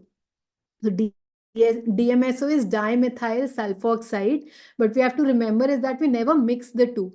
Whenever the catheter is in place and now we have to inject this embolic agent, we first inject DMSO at a slow rate because it is vasculotoxic. And once DMSO is injected, then we inject onyx or squid after that. And always whenever we are using this, all catheters are not compatible with DMSO, so we have to make sure that we are using a DMSO compatible catheter. The difference between the two is that this is glue which when comes in blood it solidifies almost instantaneously and it causes a lot of inflammatory reaction. However, onyx or squid on the other hand is more rubbery like, so it takes time to solidify and it solidifies from outside to inside. So we maintain a small forward pressure all the time so that it can be injected over prolonged periods of times, from minutes to even 1 to 2 hours. We can keep injecting it. If we don't stop, the central portion is not going to solidify. So we can stop for say 2 minutes, then inject some, then stop. So periphery solidifies first and it solidifies in a rubbery material, rubbery like fashion. So the uses of onyx or squid is intracranial AVMs. When they're large AVMs, we want good percolation. That's when we use these. And also for very vascular tumors like paragangliomas or say carotid body tumors, percutaneous embolization by using squid or onyx can also be done. Next, we have solid embolizing materials like coils. So coils usually are made of platinum or steel, and then they are mounted over wires through which they are pushed into the catheters. So the coils, they can be classified into various types. Depending upon their shape, they can either be helical or 3D coils. So helical coils have this helical structure and 3D coils has this 3D structure. So whenever we talk about size of the coil, we talk about the diameter of the loop of the coil and the length of the wire. So this structure which we are seeing of the coil is a tertiary structure of the coil, and this diameter is usually the diameter of the coil. So this, if we selection of this diameter depends in cases of aneurysm, the size of the aneurysm sac, and if we want to do a parent vessel occlusion or occlude a main vessel, it depends on the diameter of the vessel. But now, so this, what we see is the tertiary configuration of the coil. If we hold this and pull, it will turn into a wire. So that this wire is what it is going to turn into. So the length of this wire is actually the length of the coil. It is not the length of the coil when it's coiled on itself, but it's the length when it is stretched into the secondary structure. So this diameter of this secondary structure can be either 018 or 035, and this directs the size of the catheter through which this coil can pass. So if it's an 018 coil, then it will pass through a smaller catheter. If it's a 035 coil, it will pass through a larger catheter. And actually, the coil also has a primary configuration, which is not taken into account in measurements, but it decides the stiffness of the coil. If you pull this wire further, this secondary structure, it is going to turn into a very, very thin core wire. So, but what you have to know is this diameter of the tertiary structure and this diameter of the secondary structure, which decides the coil size. So when I say I'm using a 2x3 coil, so 2x3 coil means usually we talk like this, like 2x3 or 4x3 coils or 4x5 coils. So the first number, like in a 2x3 coil, 2 is 2 millimeters, which is the diameter of the coil, and 3 is 3 centimeters, which is the length of the coil. So this depends on the size of the aneurysm which we are using the coil to, which we are using the coil for. Then one is based on the shape and second is based on the modes of detachment. One is the free coil. So when the coils are also loaded like stents, they are stretched, loaded in a plastic tubing and attached to a delivery wire. Sometimes they're not attached to a delivery wire. They're just put inside a tubing. So then they are pushed inside the delivery catheter and pushed forward with the help of a wire or even saline. And then they come out through the distal end of the catheter. They're going to assume their coil shape and block wherever that distal tip of the catheter is. So they're just going to come out and get deployed. We have no control over their deployment. And then we have detachable coils, which have a detachable wire attached to one end. And so once they are out, if we feel that the position of the coil is not right, we can retract them and then deploy them again. So we have a controlled deployment of these coils, so free and detachable. And detachable mechanisms can also be very different.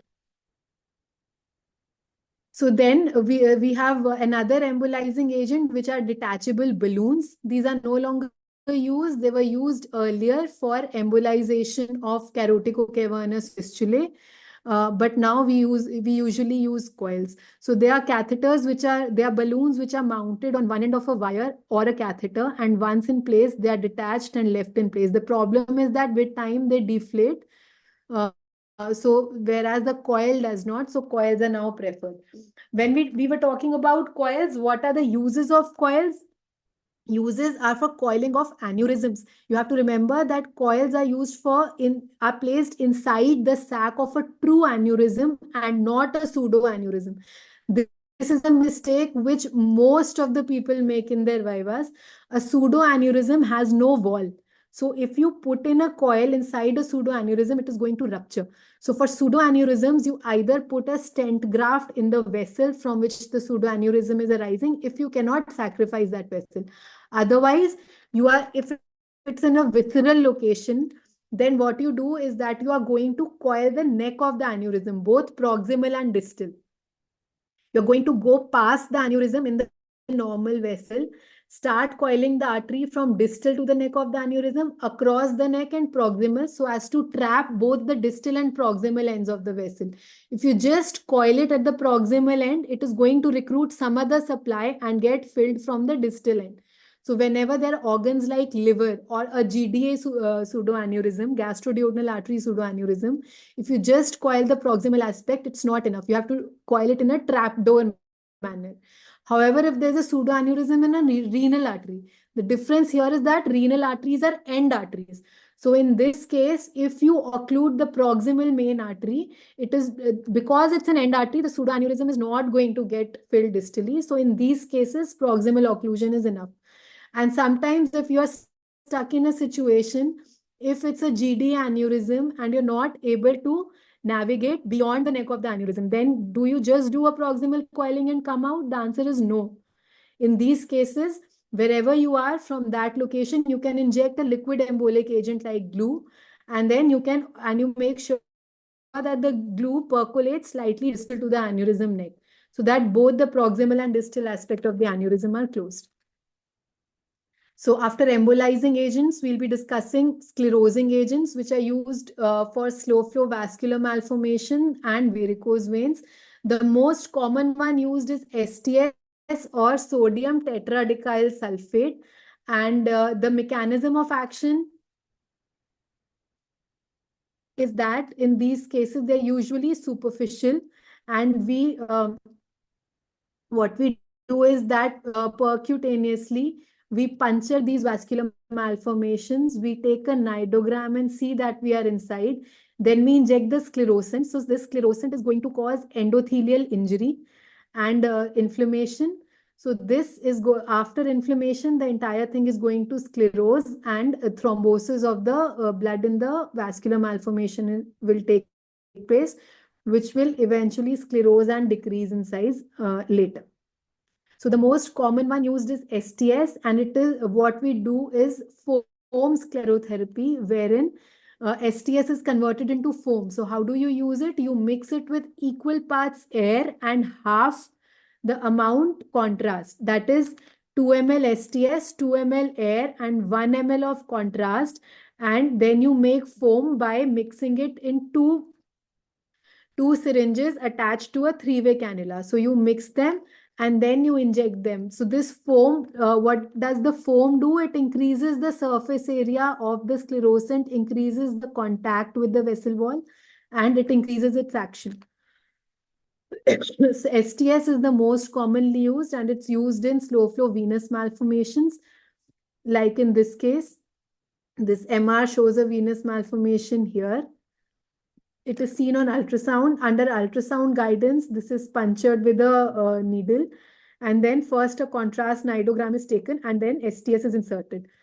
Then another agent which we use is bleomycin, which is usually used in large unilocular cystic lymphatic malformations.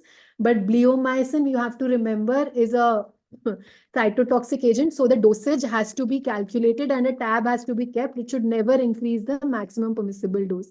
The other agent which is used is polydocanol. Polydocanol, the mechanism of action is similar to STS, but it is less inflammatory. So it is used in situations where we don't want a lot of inflammation, like if it's an intraorbital AVM or intralaryngeal AVM, where inflammation in the eye might injure the optic nerve, or in the larynx,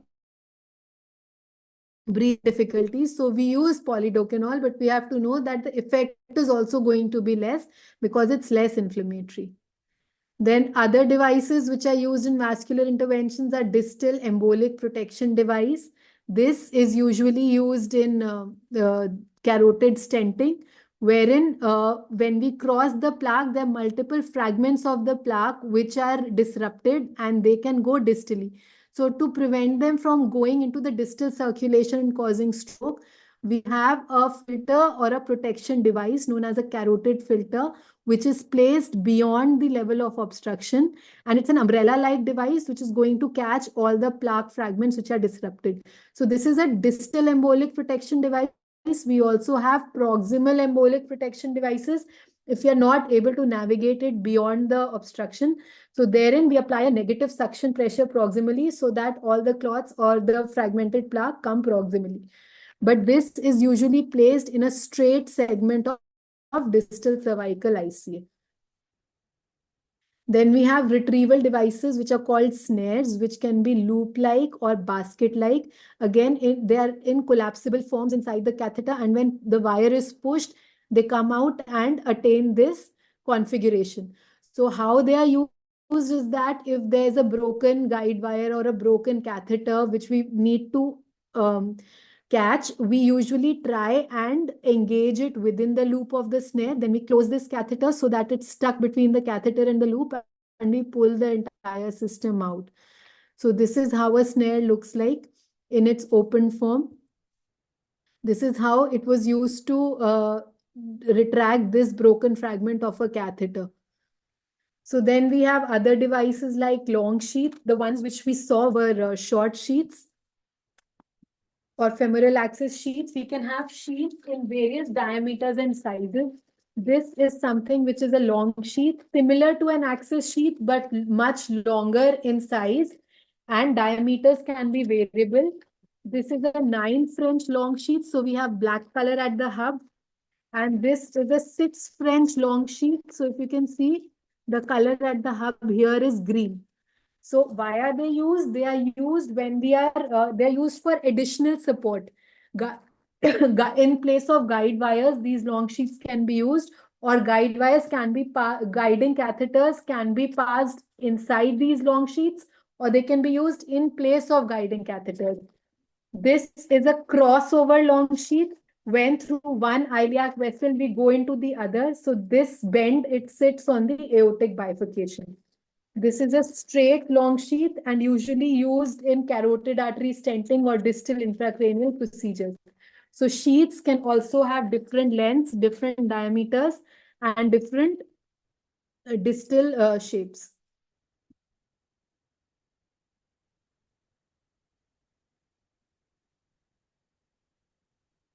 So then we have something known as a micropuncher set. This is used in, we usually use a single 18 gauge needle, but when we are puncturing the vessel of a child, which is very small, or we are puncturing a vein, we might cause injury or spasm by a big puncture needle. So these are tiny or small puncture needles. Usually they are 21 gauge. They come with a thin 18018 guide wire, which goes into this micropuncture needle. Then we have this sheath and dilator assembly. The inner one is 3 French and the outer one may be 4 French or 5 French.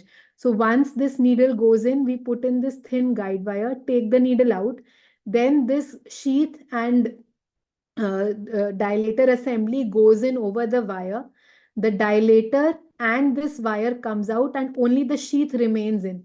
So now this 4 French sheath is going to accommodate a normal 035 guide wire. So through this, the small J-tip O3 guide wire is introduced. Then this sheath is taken out, and then the normal femoral access sheath can be introduced. So it is a way of continuously dilating the vessel and then introducing the larger bore devices rather than introducing them at one go. Then we have IVC filters, which are used in cases of deep vein thrombosis when the patient has a contraindication to anticoagulation therapy. That is the only absolute indication of putting these IVC filters. And the purpose is to prevent pulmonary thromboembolism. So these filters are usually shaped like a cone or triangular in shape. They are either closed cell or open cell. They have a neck or a stem and a hook. And then they have these struts. And they can be retrievable or they can be permanent and they cannot be pulled back. They're usually deployed in the infrarenal segment of IVC, But if cannot be deployed there, they can even be deployed in the suprarenal segment. And they can be introduced either through the femoral route, through the femoral vein, or through the IJV. So this is how a deployed filter inside the body looks like. It has a hook here. And for retrievable filters, then they can be retrieved with the help of this hook. In a collapsible manner, again, they are present inside, they're attached to they're attached to a wire, and they are present inside hollow tubes. And when pushed out of the catheter, they assume this open configuration. They can have many complications which you should be aware of. One is that if the sizing is not proper, if you use a smaller filter, they can migrate and go in the heart or the pulmonary circulation. Then with time, even retrievable filters, they can get stuck to the site where they are. They can perforate the IVC. Their barbs or struts can perforate the IVC. They can migrate outside, or there can be fracture of the filter parts over time, which can then migrate distally. So various complications can occur, and sometimes when they're left for a very long time, they themselves can become thrombogenic and cause IVC thrombosis at the site of placement. Then other accessory equipments are syringes. So the syringes which are used for these for vascular procedures are usually Luer-Lock syringes. Luer-Lock syringes look like this. So they have a luer or a screw at their distal end. So these are important because they provide tight connection to the catheter, and there's no spillage of contrast or saline, whatever you are injecting. So there's no injury to the operator also, less spillage also, and more controlled injection. So always for vascular procedures, we use Luer-Lock syringes. The most commonly used syringe is a 10 cc Luer-Lock syringe, and plastic syringes are used. However, these glass syringes can be used when we are using liquid embolic agents like glue and DMSO. Then there is something which is known as a vacuum or a vacuum lock syringe. It is a 50 cc syringe, and it comes with a lock. So this can be shown in the Viva, and the use is in mechanical thrombectomy for clot aspiration. They can be used in place of an aspiration pump. When you're using your aspiration catheter and the aspiration catheter is sitting at the mouth of the clot, then you can either connect the hub of the catheter to an aspiration pump. And if the aspiration pump is not available, you can connect it to a vac-lock syringe and lock it so that this aspiration effect can be there for around 1 to 1.5 minutes. And then you can pull the entire thing out and pull out the clot. So the other thing which is commonly used is this. This is a torque device. This is attached to the proximal end of the wire, which is in our hands. Sometimes the thin wires, like the micro wires, it's very difficult to rotate them. So this torque device is attached. It can be easily held in the hands, and it can be easily rotated. So this is something which is very commonly used, and you should know it's very small. Then this is something known as a scalp vein or a butterfly cannula. This is used in sclerotherapies. It has a small needle and a plastic tubing attached to it, and through this the sclerosant is injected. Okay, then coming to non-vascular procedures, the most commonly performed procedure is biopsy, and these biopsy guns are the most commonly asked instruments in the Table Viva. So the biopsy gun is biopsy needle attached to a handle.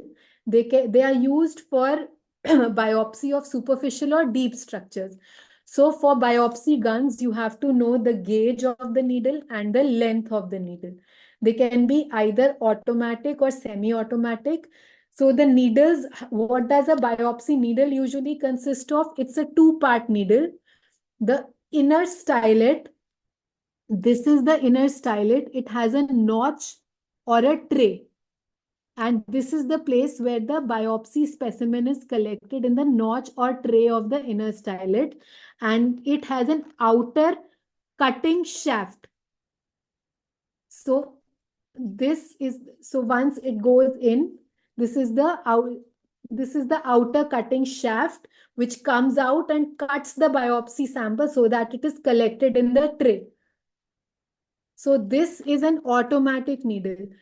What happens is that once you advance the needle and you reach your site of interest, the inner tray, the inner stylet, and the outer cutting shaft, they get deployed almost instantaneously. Like this, both of them come together. So one is that you have to be proximal to the site of biopsy which you want. You just have to be at the tip because it is going to go forward and you really cannot control where it is going to go. And the other thing is that if you're very close to a very vital organ, then you should not use this. You should use a semi-automated system. So this is a semi-automated system. You pull it back to load it. So once you are inside, you have reached your lesion, say it is here, you push it and the stillet comes out and the cutting shaft is still not out. So you exactly know where your biopsy sample is going to be taken from. Then you fire when you want to, when you are ready, you fire, and that is when the outer cutting shaft comes and takes the biopsy sample. So whenever you are in a location where you need very precise sampling, you always should use a semi-automatic needle. And also these needles, they vary in length, they vary in the size of throw or the biopsy sample which can be taken. Usually a semi-automatic is a 18 gauge needle. The length of throw is either 11 mm or 22 mm. An automatic needle, usually it is a 16 gauge needle, and the length of throw again can be 11 mm or 22 mm. And this is a introducer needle. Usually when we are using semi-automatic needles, we use this needle which has a stillet and is usually 16 gauge. We take it at the site which we want, and then we take out the stillet and then we thread this biopsy gun through it. So the advantage is that every time we don't have to re-enter the lesion and focus the lesion again and again. Once it is done, we can just change, we can take this out, take our sample, and when we need a second pass, we can just change the direction of this introducer needle, which is already inside the lesion through which the biopsy is required. So this is something which all of you should be very clear with, the use of automated and semi-automated biopsy guns. So also this is something which we left. This is a pressure bag. It consists of an insufflator cuff and a saline bag, which is in which the saline is encased in a very thick plastic bag. It's not the usual saline. And why do we want high pressure salines? This is used to flush our catheters in cases we are having long continuous procedures. So we use a pressure bag for continuous flushing of our equipment. And because we are inside the artery, we have to overcome the arterial pressure while pushing in the saline. If we use a normal saline, then blood is going to come back in the BT set. But if we use high pressure saline, only then will the saline go in. So that's why we have these high pressure bags.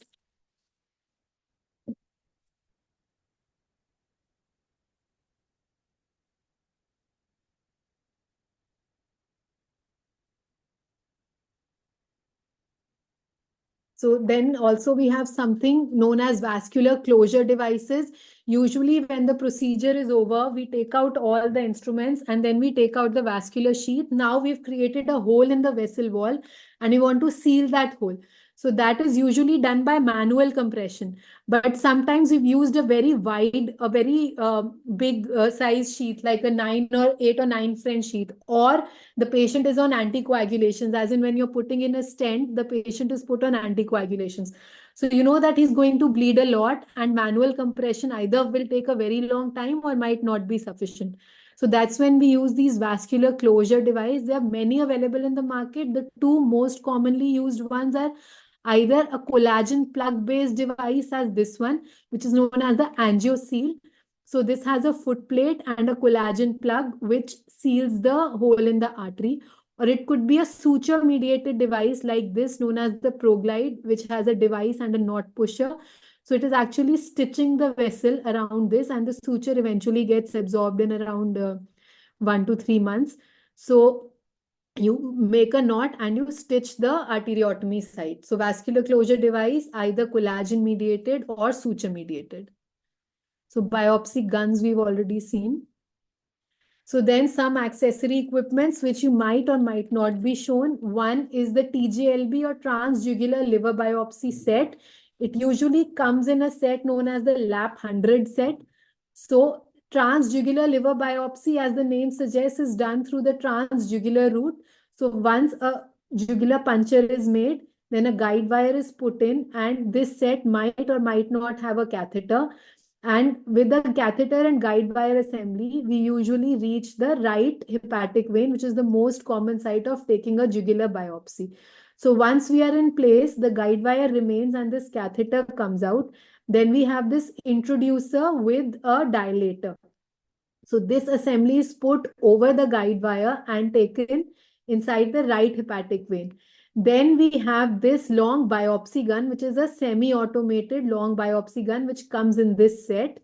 So then once this is in place, the dilator is taken out and this biopsy needle is then sheathed inside a catheter, this long straight catheter. This is put inside this catheter and this assembly is taken inside this sheath into the right hepatic vein. Once the wall, we position it against the wall of the right hepatic vein, then we advance first the inner stellate and then we take a shoot and the biopsy is taken. The sheath remains inside the catheter and the biopsy, this long biopsy gun comes out. The sample is taken out and again another shoot can be taken. So this is again, these are the steps wherein first with the catheter, we are inside the right hepatic vein, check angiogram taken to confirm the position. And then the sheath is taken here over the wire. And then through this, the biopsy is taken. So then another procedure which is done through the jugular route is TIPS or the transjugular intrahepatic portosystemic shunt. This TIPS comes in as a set, most known as a Roche Yoshida set.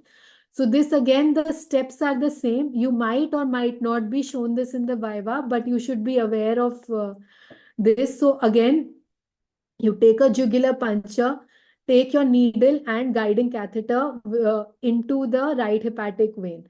Now, once you are inside the right hepatic vein, you take out the catheter, the guide wire remains, and this guiding sheath with the introducer is taken in. The introducer and wire are taken out, and we are only now left with this guiding sheath inside the right hepatic vein. So once inside, we take this catheter and the stiffening cannula. This stiffening cannula is put inside the catheter and this assembly is introduced into the sheath, and then this is held against the wall of the right hepatic vein and is directed inferiorly and anteriorly towards the portal vein. So this stiffening cannula helps us to direct our catheter and the sheath towards the right hepatic vein and point it towards the portal vein. Once this is in place, we take this trocar stellate and put it inside this catheter outside. Now this trocar and catheter assembly is then taken and it is put inside this catheter, and then the trocar is advanced and it is taken inside the portal vein. Once inside the portal vein, you advance your catheter over the trocar and take out the trocar. So now you give an injection and confirm that you are within the portal vein. Once you reach the portal vein, over all the system that is there, you're going to push in your sheath, and the sheath is now across the right hepatic vein, across the created tract into the portal vein. Once you've reached there, you can now dilate this tract with balloon and put in a covered stent. So this is how the procedure is inside the right hepatic vein. Then you've created a tract, reached here. With a measuring wire, you can also measure the tract so that you know which size balloon and how long a stent you'll need. And once inside, you can deploy this stent. It's a covered stent. This covered portion is usually in the tract that you have created, and this open portion is in the hepatic vein or the portal vein. So this covered portion covers the tract which is there intrahepatically between the hepatic vein and the portal vein. You might or might not be shown this in the Viva. Sometimes it can come as a short IR case, but you should be aware of what is done. Then there are other devices which might or might not be shown, such as this atherectomy device. We've seen stent retrievers which are used to remove clots. And then this was a device which was used earlier, not very commonly used. But how it is used is that it has a nose cone and it has this cutting blade. So once we have a very tight plaque, it is used to shave the plaque off. So it is taken inside the plaque over the guide wire. You put the entire device in. So this device goes in. Then once here you switch it on and this starts rotating. It's like a cutting blade and it is shaving off the plaque. You pull it back and this plaque gets shaved off.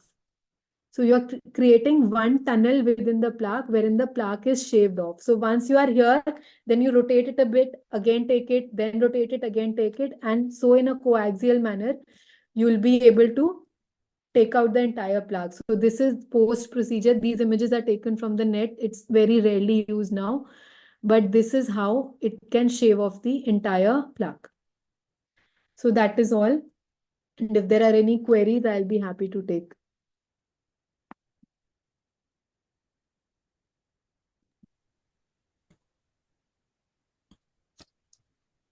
Good evening, ma'am. Thank you so much for this wonderful, and you have put insight into these intricacies of interventional procedures, which people just even don't talk about. Thank you so much, ma'am. Actually, we're already running late, so we'll take queries at the end. Thank you so much, ma'am. Thank you.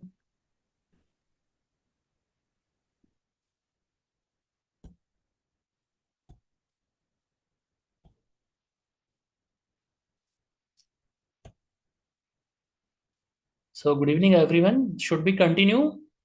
You have stamina left within you? Yes? Yes, sir. All the participants are ready, sir. Yes, great. Let's continue. So we were talking about the cassette and it is like kept in all the table Viva items. So what is cassette actually? It is a device. Okay. So all radiological equipments are actually what? They are actually a type of devices. Okay. So this is a light proof device to do what? So what you will say, sir, this is a radiographic cassette of 17 by 14 inch size. So I have already told how should you speak the sizes? 17 by 14 or 12 by 10 or 10 by 8 by convention. No logic behind them, but we have to speak like that. So radiographic cassettes are light-proof devices for keeping, exposing and transporting the film. Okay. Its function is to exclude light, protect the film and the intensifying screen, and to maintain uniform and close contact of the film with the intensifying screen. Okay. The front of it is made up of plastic. Okay. And back is made up of aluminum lined with lead because we don't want X-rays to pass from the front of the cassette to the film, and from that we don't want to go out. Okay. And we have got intensifying screens on both sides. So we have frame of aluminum and plastic to protect it from the sides. Got it? How do you clean the cassette? We clean it with lint-free cloth using an anti-static solution in a manner of parallel lines. Earlier, they were cleaned in a figure of 8 manner, but nowadays, as such, these conventional cassettes are not used, but few literature or the recent literature mentions it to be cleaned in manner of parallel lines and then lines perpendicular to it. Okay, the cassette should not be closed till it's absolutely dry. Examiners also ask what is the anti-static solution. It's very difficult to remember. Simply you can remember as PEG. These are esters of polyethylene glycol. Now, where do you use polyethylene glycol? This is used in enema also. Okay. So if you can remember esters of PAG or esters of phosphoric acid, they are the anti-static solution. There are special types of cassettes like single screen cassette. Where do you use it? Obviously mammography. Okay. It has got intensifying screen only on one side. And double screen cassettes were used in general radiography. Then we have curved cassettes, especially for intercondylar view of knee or dental radiography views of mandible and maxilla. And grid cassette, as we already taught, it is a cassette and a grid imprint. So it was used in ward radiography, nowadays not used anymore. How do you carry a cassette? Sometimes residents are asked to carry the cassette. So we have got YouTube videos, how to carry a cassette, how to open a cassette, how to close a cassette. On YouTube, we have exactly told what instructions are to be followed. Now again, coming out to the cost. What is cost? So what you will say, sir, the cost varies from vendor to vendor. However, a AGFA cassette of 17 by 14 inch size generally costs around 8 to 10,000 per piece. Okay, that's like this. What are the other sizes? As I was told, 17, 14, 12, 10, 8, 10, 8. If you can remember these three, it's good enough. Okay. Then coming on to this, what is this white sheet inside the cassette? This is the intensifying screen. Okay, it will be like a sheet of paper like this, maybe like sheet of paper, hard sheet of paper. So it is not a paper, actually it's an intensifying screen. So they are used to convert x-rays into visible lights. In a film screen combination, the films are exposed by the visible light photons. Okay, they can be green or blue or whatsoever. So one X-ray photon is converted to 15,000 light photons in general. Okay, so and these light photons are in range of green sensitive orthochromatic films. So nowadays, whatever recent films we are using are green sensitive orthochromatic films. Remember this thing, green sensitive orthochromatic films. You can write in the chat box also, so that it goes into a permanent memory. Okay, and it reduces dose by 95%. How? Because one photon is converted to 15,000 light photons. That is the beauty of intensifying screens. Okay, so they're attached to the inner side of this cassette, and there is a sponge sort of sponge to keep it close in proximity with the film. So that sponge is also known as felt sponge. Okay, sometimes examiners felts, FELTZ, felt span. You will not find anywhere in literature, but in olden literatures, Resnick and all, it was there. Okay. Nowadays, we are having CR and DR cassettes. They don't have any intensifying skills because they don't need an intensifying skills. The construction of an intensifying screen, BRPP, base, reflecting layer, phosphor layer, protective layer, will not go into details, but the most important is phosphor. What phosphor do we use nowadays? Earlier means recent. Recent was rare earth phosphor, known as rare earth screen, which had GADOS or lanthanum oxybromide. So gadolinium oxysulfide or lanthanum oxybromide. So over here we are having a use of gadolinium. Gadolinium MRI contrast media also uses gadolinium, and also over here rare earth screens have gadolinium oxysulfide. Just remember this. So rare earth screens are terbium activated gadolinium oxysulfide or thulium activated lanthanum oxybromide. Just remember these names, more than enough. So comparison between conventional and rare earth screens. So we have light conversion efficiency is high, X-ray absorption is higher, and the range is green range for orthochromatic green sensitive films. Remember this. So how screens are classified nowadays? We don't classify, but it is all depending on the intensification factor. If the intensification factor is 100, it is a fast screen. 50, it is a power screen. Slow screen is 50s. So they have their own advantages. So fast screen is good for faster studies, GIT studies, children and fluoroscopy, but slower screen have more resolution, more details. This question is very commonly asked. Which screen is thicker, front or back? Sometimes we don't even know. So what do you think should be thicker, front or back? Actually, the back screen is thicker, because if we keep the thick screen at the front, there will be a lot of lateral diffraction, which will lead to reduced spatial resolution. So front screen is thinner for increasing the image sharpness, and back screen is thicker to increase the number of light photons. So there is a principle, luminescence, incandescence. So there are incandescence versus luminescence. Incandescence, I remember it as candle, in candle. So it produces light due to heat. Okay, so it is not used in radiology, but luminescence, we'll talk about it. Luminescence is emission of light substance not resulting from it. So One is phosphorescence, one is fluorescence. We talk about fluoroscopy. So what we want, fluoroscopy gives us faster results, okay? Like image intensifier, intensifying screens, they all work on principle of fluoroscopy. Light emitted within 10 to the power minus 8 seconds after stimulation. And phosphorescence, we can delay, like TLD batch, CR system. We are not in hurry, okay? So again, who discovered intensifying screen? The discoverer of light bulbs, Thomas Alva Edison, because he had a firm. He made more than 100 discoveries because all the scientists used to work for him. Now coming on to the conventional X-ray films.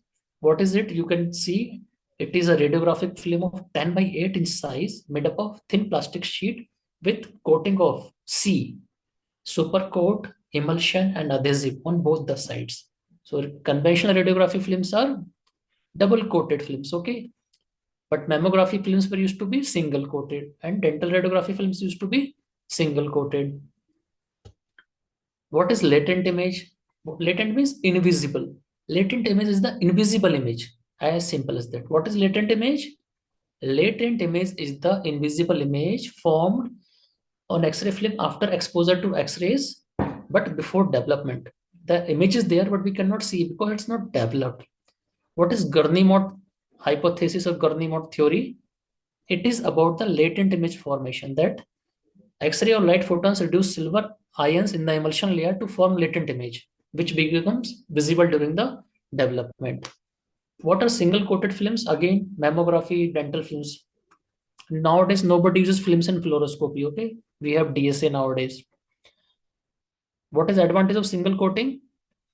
Image resolution, better image spatial resolution, better sharpness, spatial. That's why they are using mammography. What is film fog? How does it occur? Film fog is unwanted density on the film caused because of light leaks or because of scatter radiation or expired films. So what are the various types of X-ray films and spectral imaging? We are working on green sensitive films, orthochromatic films, and they work with rare earth screens. Remember this, orthochromatic films, green sensitive films. So these three films can be seen by can you see my video here? One is a blue film, one is a film with greenish hue on both sides, and one is a jet black film. So which of this is what kind of film? Okay, so jet black film, it is actually a developed film, and it is been developed after exposing to light. So there is no differential density over it. It's purely black. It has been exposed to light, and then we went into a dark room and processed it. So it is purely jet. So the silver is deposited on the sides of it. So metallic, pure metallic silver deposited on a film is actually black. Okay, it's not like silver ornaments which are white in color. Pure metallic silver deposited on X-ray films is actually black. Then we have a glossy film. You can see glossy shine over this. Okay, this glossy shine is because this film has not been developed. Okay, this film has not been developed, so it is having all this glossy shine. And then this film, this is totally almost transparent. It is uh, just showing the color of the plastic base. So what is this? It is actually, this film has been processed without exposure. So all the silver has been washed off from this film. Okay. Now coming on to the hangers, we have clips and channel types of hangers. How will you say? Sir, this is a channel type of radiographic film hanger. It is used for handling and processing film in the dark room and hanging it for drying. That's it. Safe light. What is safe light? Safe light is a light which is safe for operating in the dark room. So generally, it is a 12-watt bulb. Okay. So it can be direct, focusing directly on the work area, or indirect, focusing on the roof. So what are the colors of safe light? For green sensitive, we use the red color, that is 600 nanometer for orthochromatic film. Just remember this thing, rest everything is okay. And what is safe handling time? Generally 20 to 45 seconds. Otherwise, it will cause film fog. What is minimum distance? 120 centimeters. Okay. So what you should remember? 12 watt. Okay. It should not be more than 15 watt. Safe distance is 120 centimeters. Okay.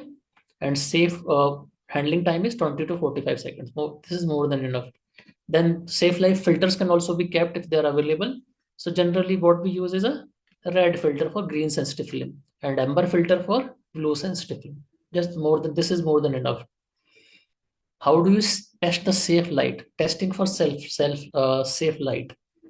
Because in dark room you need some light to work. Otherwise, how can you work? So safe light has to be there.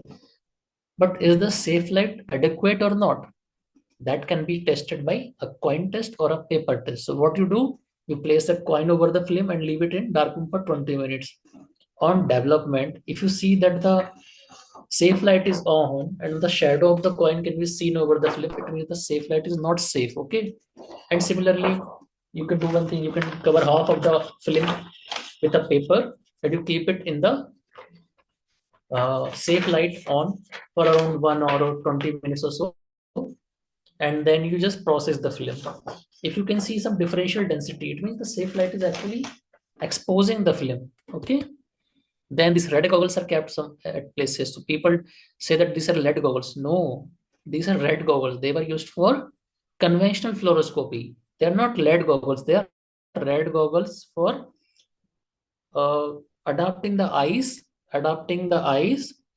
for fluoroscopy, because earlier the fluoroscopic monitor was not there. It has to be seen. Okay. So nowadays these are not used. Lead glasses you very commonly use in interventional radiology. These are 0.75 mm lead equivalent. Okay.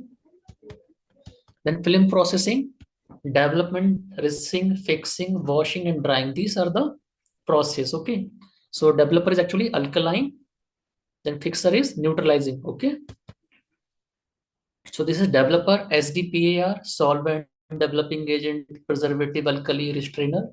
I will share this in the group also. And this fixer. And this is how actually a conventional developer tank is there. There is a larger tank of 36 liters. Then there are separate stainless steel tanks of 9 liters. Sorry. Now coming on to CR cassettes. So how will you identify CR cassettes versus a DR cassette? Generally, CR cassettes have this green color or blue color over it, and there will always be a barcode. Okay. Don't confuse with the lock system. Both of them have a locking system. Why do CR cassettes need a locking system? Because there is an imaging plate inside that needs to be changed when it is damaged. Okay. The imaging plate is made up of European doped barium fluor halide. Remember this. Okay. So it works on the principle of what? Fluorescence or phosphorescence? Write in the chat box. CR cassettes works on the principle of what? Fluorescence or phosphorescence? Tell me. I just told you. Are we having any responses, team? So it works on the principle of phosphorescence. We won't delay. We don't want anything urgently. Okay. Like TLD batch, CR cassette, they work on the principle of phosphorescence. Okay. So the readout process is with the laser within the CR reader. So how do you measure the spatial resolution of films? Remember, the spatial resolution of CR films is around 5 to 8 line pair per millimeter, and that of a conventional radiography images are 10 to 15 line per millimeter. So over here you see the conventional radiography films have a better resolution. Then why do we prefer CR and DR? Because of very high contrast resolution. We have a very good contrast resolution which can be manipulated through computer on a CR system and a DR system, which cannot be done with conventional films. Hence, the overall diagnostic clarity is better for CR system and DR system. Okay. So this thallium doped cesium iodide GLaDOS, you remember this thing? Okay. What is cost of a CR cassette? Cost of a conventional cassette is around 8 to 10,000 or 5 to 10,000, and that of a CR cassette is 50,000. Is very costly. Remember this thing. As you have to say like this. So the cost varies from vendor to vendor, but however, a cost of 70 by 14-inch CR cassette of Fuji is around 50,000. So Fuji CR cassette will work only with Fuji CR reader, not with Carestream. So remember this thing. Purpose of barcode and CR films is made up of. So this is a component. This is a plastic base made up of polybutyl base. Okay, and it has a reducible silver salt, which is silver bahenate. And what was the salt in conventional films? Silver chloride, silver bromides. Over we have silver bahenate. Okay. Thanks, dear, so much to all of you. You have a great response to our this webinar, our books, and we always want to help you out. We always want to make this path of getting successful in radiology simplified. My aim is always there to simplify the concepts for you so that you can be successful in your radiology, in your life. We are coming up with our website also, where we will be providing you sample theory notes for all the questions asked in DNB and various MD examinations, practical exam material. We have FRCR physics and FRCR anatomy modules also, which is coming up. And most important, practice pearls and tips, how to go through your radiology. And we have residents corner where unofficially residents can discuss their problems and they don't have to go into depression. They can have some sessions of meditations also. So this will be like theory notes. So whenever you are asked, especially those who are going for practical exams, they don't need theory notes now. But for this FA2 batches and first year batches who have joined, they must know. Whenever you are asked about arterial septal defect, you start writing imaging features of arterial septal defect. No, this is not the way you need to write answer. Firstly, you just introduce what is AST.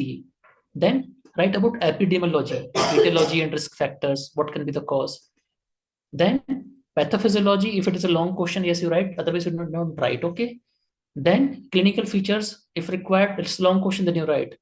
And then in imaging, what you will write? Firstly, you need to write what is the role of imaging. All these diseases are actually, many diseases are clinical diagnosis. They go to clinician first. But imaging has a different role. It can have a role in screening, it can have a role in diagnosing, a role in staging, a role in intervention, a role in follow-up. So this is how you need to write, okay? And then you write the imaging modalities and the imaging features along with it. So this, if you write an answer, you make this templated answers, so you don't have to remember every answer separately, okay? You can just have a template in your mind and you can reproduce at your own leisure. What happens in exams is that you even best, best of the doctors get radiology at NEET PG, but they are overwhelmed, they are overburdened by the volumes of theory, volumes of information their brain have to process. That's why they are not able to perform well in the examinations. Yes, you agree with it? Type yes in the chat box. Yes, Dr. Shushmita, Dr. Astha, type in the chat box. You agree with me that you people are intelligent, but why you are not able to perform so well in the exams? Because you are overwhelmed by the volumes of information. That's why you need to have a templated answer in theory. Yes, very good. So coming on to dry view laser films, as I have told, what is the main component in this? Dry view laser films? Silver bayonet crystals, okay, with a small amount of silver halide. Remember this thing. So I will speak. This is a dry view laser film, okay? So even dry view laser films are of two types, a laser dry view films and a thermal dry view films. There is a difference of cost and the resolution also. But for our eyes, for general purpose, we cannot appreciate the differentiation. But thermal dry view films are cheaper as compared to the laser dry view films, okay? So that is a difference because they use thermal energy and these use laser energy to heat. Both of them needed to be heated for reducing the silver bayonet crystals on the film. Do you know who is this person with highest gold medal tally? Michael Phelps. Now coming on to very important, everybody will be asked about this TLD badge thing, okay? TLD badge. So what is this TLD badge? You don't say, sir, this is a TLD badge. No, you say, sir, this is a thermoluminescent dosimeter and it is a device for personal radiation dosimetry. It works on the principle of what? Phosphorescence or thermoluminescence. It works on the principle of phosphorescence, okay, and thermoluminescence. So what happens? We heat it, okay, thermoluminescence or phosphorescence also we can say. So it consists of a TLD plastic cassette outside and a TLD card inside. So over here we have a plastic Over here we have plastic cassette, and then we have a TLD card inside. Okay, what is the construction of it? So this card is made up of nickel coated with aluminum, and it has contains three identical discs.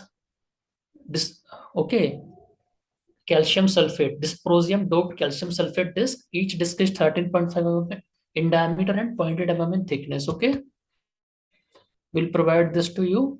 So this is what is the construction of a TLD card. Okay, so what actually happens, how it works. So over here you see one thing is open, one is plastic, and one is copper and aluminum filter.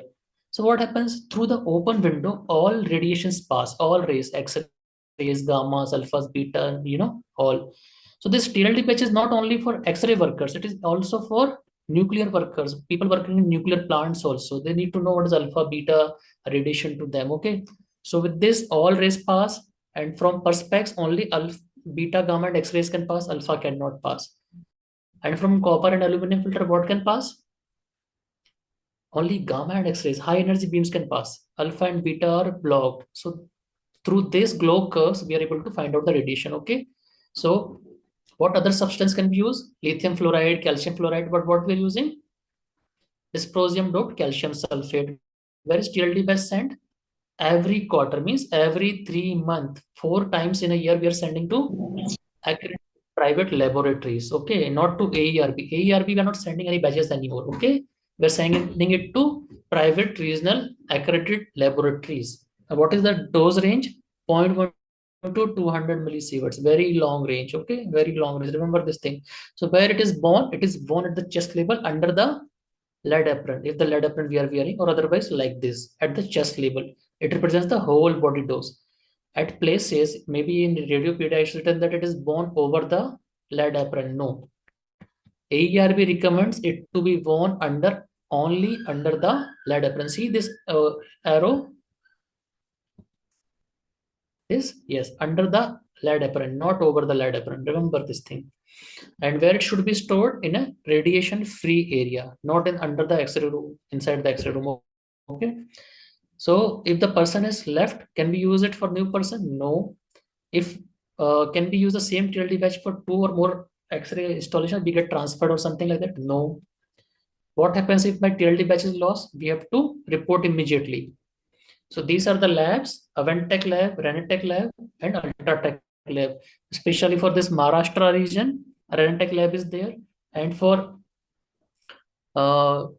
northern area, the Ultratech lab is there, and for Andhra, Tamil Nadu, Kerala, and all, Aventech lab is. Only 3 labs are there. You should remember as per your reason. Okay. And what is this computer-based assembly? This is a PC-based semi-automatic TLD batch reader. It works on the principle of thermoluminescence. So it is this TLD batch is heated inside this TLD card reader, and the electrons which get trapped in the metastable state had gained energy, and then they emit light and come back to its normal shell.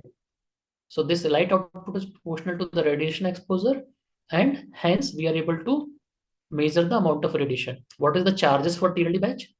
We don't have to pay any charges. One-time registration fees is 150 rupees, okay, and processing fees is 190 rupees plus 18% GST. As simple as that. 150 rupees one-time registration, and processing fees every quarter is 190 rupees. Why do we need a control card?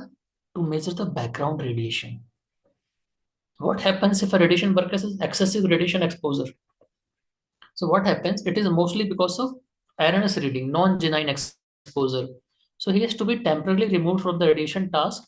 He has to undergo medical evaluation, and incident investigation has to be done. Okay. So what happens? There can be genine or non-genine exposure. We'll see about it. What are the other radiation dosimeter devices? Film badge, pocket ion dosimeter, electronic dosimeter, or OSL, optically stimulated luminescence dosimeter. Okay. This is film badge. It actually contains a film, and there are various filters: NPC, TTL. Remember this? No filter, plastic, cadmium, thin copper, thick copper, lead filter. Okay. Their colors also, if you can remember. What is radiation dose limit? 100 millisieverts over. Whenever examiner asks you, you have to say like this: sir, the radiation dose limit is 100 millisieverts over a period of 5 years, or 30 millisieverts in a given year. Okay. For lens, it is 150 millisieverts in a year. Skin and extremity is 500 millisieverts in a year. And for pregnant women, it is 1 millisieverts to abdomen from the declaration to termination of pregnancy. This is must know. All of you should know this. There is no denial over it. Okay. So this is what do you call, what is like excessive exposure or investigation level for excessive exposure. You send it every quarterly, so it should not be more than 10 millisieverts in a quarter. Okay, and what is maximum per year is around 30 millisieverts. Okay, so you have to initiate an investigation. Thermal paper roll. Okay, it can be kept on the examination table, but most important is you need not know the just substrate, base, active coat, and top coat. These three coats you need to remember. That's it. Okay, and how it works? It works on the principle of direct thermal heating. So we have got thermodiodes over the printer and it heats it. Have you been to like Reliance Mall or any Seasons Mall where you get billing, automatic billing? And on that paper, what kind of print is there? Do they use any ink? Do these thermal papers use any ink? Yes or no? Write in the chat box, please. Yes, Astha. Yes, Sandeep. Write in the chat box. Do they use any ink or no? Yes or no?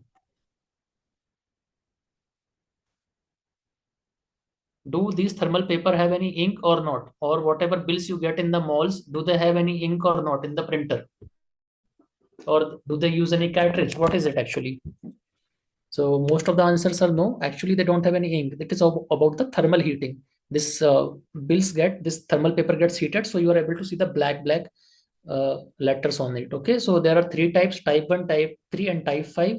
We generally prefer high glossy types. Okay, cost, one roll costs around 600 to 900 rupees. Okay, so view box can be LED or conventional. So what is the lux in the LED view box is 10,000 lux soaps. Like this, lux is a unit of lumen. Okay, and conventional only had 3,000. That's why the intensity was less and it was not adjustable.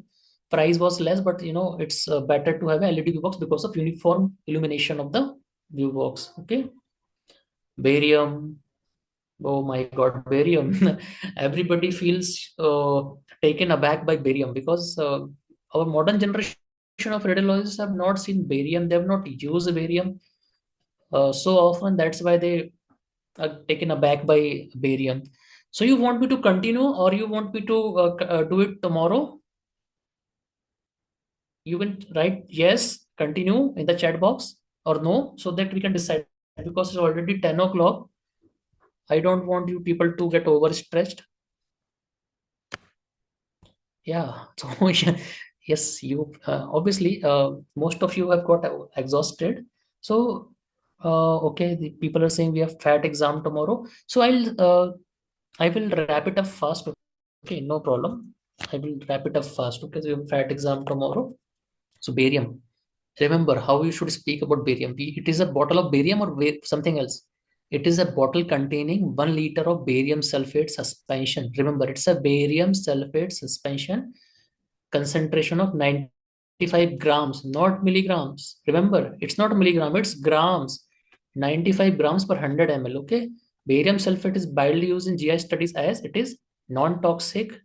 Okay, and it causes good mucosal coating. That is more important. It is non-toxic, non-absorbable, and causes good mucosal coating. We can use iohexol also or something else also, but iohexol does not cause mucosal coating. So barium is preferred because it causes good mucosal coating and it is non-toxic. Okay, and it has got stable suspension. These are all other things. Secondly, KH of 37 keV of barium is close to mean energy of the X-rays in diagnostic radiology. Okay. Can we use barium carbonate? Yes or no? Write in the chat box. No, we cannot use barium carbonate because it's a rat poison. It is toxic. It is used in rat poison. Barium carbonate is used in rat poison. It can kill us also, maybe. So it is poisonous actually. This is how we will say about this. This is, you can see 95 gram per 100 ml. So this is a bottle of 95 gram percent weight by volume of barium sulfate suspension. It is used for single contrast barium swallow. Remember this thing. Or you can have a microbar HD powder. So what is there in this bottle? It is a bottle of microbar HD containing 300 grams of barium sulfate powder. It's written on the sides. It's written on the sides. Okay. It's written on the sides like this. We need to add 70 ml to make 150 ml of this HD suspension, and 50 ml, one mouthful is given to achieve good mucosal coating for double contrast. So HD we use for double contrast. So we use an effervescent agent like ENO or barium carbonate, uh, bicarbonates. So what is atomic number of barium? Must know atomic number of iodine, barium. Iodine is what? 53. Barium is 56. Okay, atomic weight is okay. What are other preparations? Powder, paste, and suspension. Water concentrations. Easy HD 250 gram percent, that HD wala. Normal is 95 gram percentage. Barium microbar. Easy cat is 1 to 2%. If you want to use it for CT scan study, so what you need to do? Make it 1 to 2%. What you will do? 1 ml of barium, we will add 100 ml of water. Okay.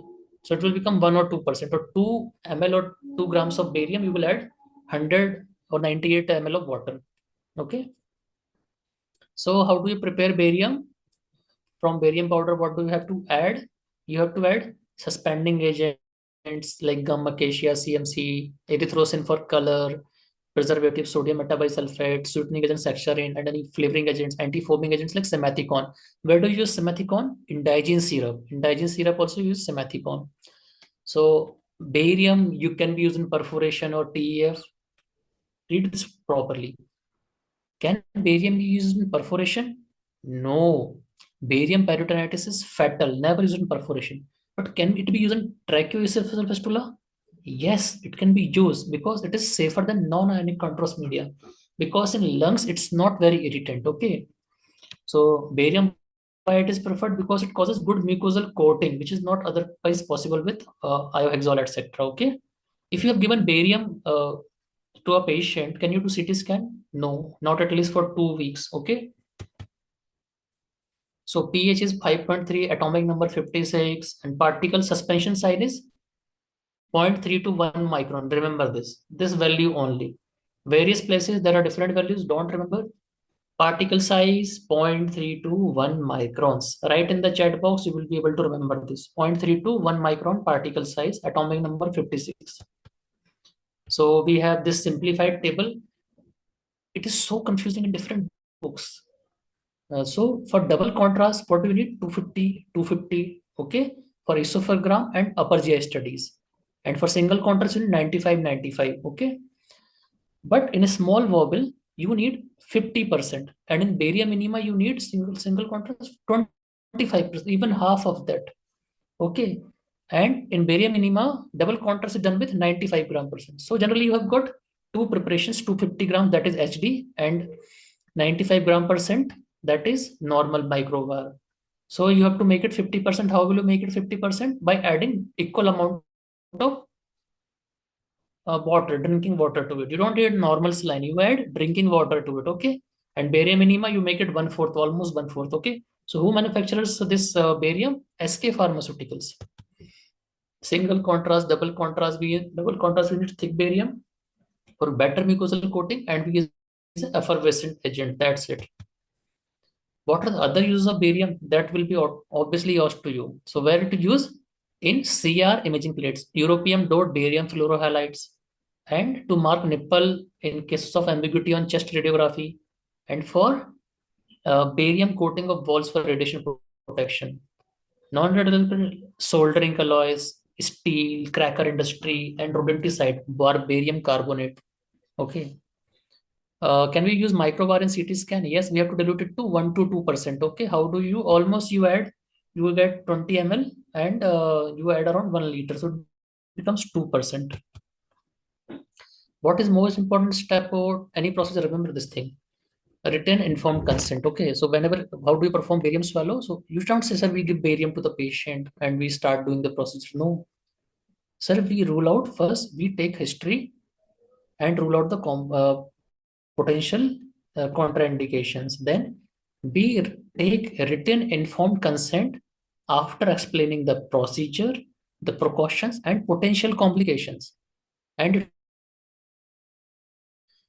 And the barium swallow is performed in our institute. We first perform pharyngogram by administrating 10 to 20 ml of 95% gram weight by volume of barium. Then esophagogram is done. Okay. So this is how a pharyngogram is done, and then esophagogram is done. Remember this term RAO. Generally, bariums all have a RAO view in them. Barium swallow, barium meal, they will have a RAO view. Okay. Remember this. This is pharyngogram, this is barium swallow or esophagogram. So coming on to the contrast media and radiology, what is this? Iohexol or Omnipack. This is Omnipack 300. So what is 300 actually? So this is a bottle containing 50 ml or 100 ml of iohexol or Omnipack, which is a non-ionic, low osmolar contrast, iodinated, non-ionic, low osmolar, iodinated contrast media containing 300 milligram of iodine per ml. Okay, it is a non-ionic monomer. It is also available in this is preparation. So we have given in our book about all the preparations. So what is this? 300 is iodine concentration per ml of solution. That is it. That is more important. What is the price? Open market price is actually 1000 to 1200 rupees, but for institutional supply, the cost may be around 600 to 800 rupees or 600 to 900 rupees. You can speak anything like that. But generally, the cost of one bottle is around 1000 rupees. But for institution, the price is lower bit. Okay, so how do you classify contrast media? Iodine and barium are positive contrast media. Water is a positive contrast media or a negative contrast media. People say it's a negative contrast media. No, water and mannitol is a neutral contrast media. Negative contrast media are air and CO2. Remember this thing. Also, this can be classified as high osmolar, low osmolar, and iso-osmolar. So when we talk about high osmolar, the osmolality is 1400 to 2000 milliosmol per kg of water. It used to be very high, very, very high. Sodium dihydroxide, sodium ethylamate, not used nowadays. Urographene, trazograph like this, not used nowadays. Then we talk about low osmolar. But if you and isoosmolar. So if you see isoosmolar is osmolarity of like plasma, that is 290 milliosmol per kg. But what is the osmolarity of low osmolar? The osmolarity of low osmolar is 600 to 800.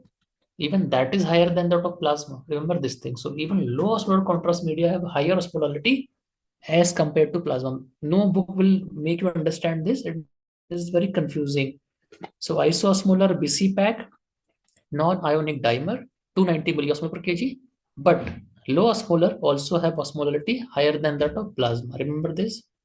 So these are monomer, dimer, ionic, non-ionic. Okay. Don't go to details of this for Viva, not required. Even this is not required. Contrast media dose. So they will ask you, what is the dose of contrast media? So people say, sir, it is 1 to 2 ml per kg body weight. No, it is wrong. It is not as per ml. Because if we have iohexol 300, we have iohexol 350, we have iohexol 280, the concentration of iodine will vary. So how we should say? It is 300 to 600 milligram of iodine per kg body weight. Okay, for 300 milligram iodine per ml of Omnipack, it is 1 to 2 ml per kg body weight. Remember this thing. And for pediatrics, if it is less than 7 kg, the dose is around 300 ml per kg or 900 mg of iodine per kg. And more than 7, it is 600, like 600 mg of iodine per kg body weight. So remember this thing. Maximum dose will be 600 milligram iodine per kg. Gastrographene, urographene, where you can use it, they are iodinated ionic contrast media. So where you can use this, like HSG, fistulography, they were discontinued. Why? Because of high rate of contrast media reactions. So contrast media reactions are based on can be physiological or allergic. So physiological will be nausea, vomiting, taste, flushing, warmth, hypertension, vasovagal reaction. And what happens in moderate? It continues, protracted nausea and vomiting, hypertensive urgency, isolated chest pain, vasovagal reaction requiring treatment, vasovagal reaction requiring resistant to treatment is severe, arrhythmia, convulsion, severe, hypertensive emergency. These are becomes increasing severity. Then allergic, urticaria, cutaneous edema, itching, nasal congestion, conjunctivitis, limited. Then we coming on to Increasing severity, diffuse urticaria, diffuse pruritus, diffuse erythema, facial edema. This I have organized in a logical manner so that it's easy to understand. Now, severity, diffuse edema, facial edema with dyspnea, diffuse erythema with hypotension, laryngeal edema with stridor hypoxia, wheezing, anaphylactic shock. So this is how we. Then idiosyncratic and non-idiosyncratic reactions. Idiosyncratics are unpredictable, idiotic, okay, occurs within 1 hour, not dose dependent. They can occur at any dose. And non-idiosyncratic are late, dose dependent, okay, like this. So mild reaction, it's very easy. Avil and all you can give. We are coming through drugs also, but anaphylactic shock, that will be asked. So earlier, everywhere in literature it was like IV adrenaline has to be given. Adrenaline is the drug of choice for anaphylaxis, but is this to be given IV or IM? You tell me, what will you prefer? Latest recommendations say it has to be given IM, 0.3 to 0.5 milligram of undiluted solution in mid-outer thigh region. Can be repeated after 5 to 15 minutes if needed. So this is the latest ACR, American College of Radiology guidelines. Okay. So earlier it was IV only. Maybe many examiners might not be knowing, but you have to tell them, sir, it is as per latest ACR manual on contrast media. Okay. So this is same thing. How do we manage anaphylactic reaction? You must know. You have to stop contrast, activate code blue. Don't become a hero alone. Managing anaphylaxis is the teamwork. So you have to maintain, you have to activate the code blue. It cannot be done without that. Okay. Monitor Y pulse, TPR, BP, per temperature, pulse, respiratory rate, BP, and oxygen oximeter. And then you have to put 100% oxygen at the rate of 5 to 10 liters per minute or 6 to 10 liters per minute. Simplify the value as you want. There is no sacrosanct value, but at least 5 liters per minute is required. Okay. Then adrenaline, 0.3 to 0.5 mm IM, outer mid thigh. It is undiluted and repeat after every 5 to 10 minutes. If there is cardiac arrest, then you have to give it IV. So, what causes contrast reaction? Complement activation, histamine pathway, serotonin release. It's not exact, no. But psychological mechanism like anxiety, apprehension, fear, and vasovagal hyperstimulation can be there. Why do we stop metformin before giving contrast? So many students say that metformin causes renal failure and that's why we stop it. No, metformin need not be stopped for every patient. Okay. So what we say, metformin is an oral anti-diabetic drug and it should be stopped 48 hours before the contrast study in only in patients with eGFR, estimated GFR less than 30 ml per minute and can be continued again after 48 hours. Got it? Because in case this renal failure occurs, patients on metformin can go into lactic acidosis. That is the reason.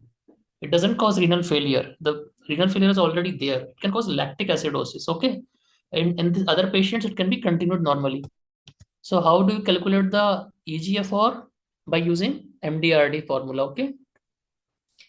Contrast extraposition. I will give you this chart. Remember. So less than 10 ml, nothing to be done. Educate patient, observe for 2 ml. More than 50 ml, ask for surgical consult. Okay, got it. That's it. Less than 10, observe. 10 to 50, observe. Ilium elevation, ice cold, applying cold packs. Okay, and more than 50, immediate surgical consent to look for compartment syndrome. CKI and hydration protocol. So what is CKI? Contrast associated acute kidney injury. Okay, it is sudden decline in kidney function within 48 to 72 hours. Okay, of how much? More than 50% rise in creatinine or more than 0.3 milligram per deciliter rise. Got it?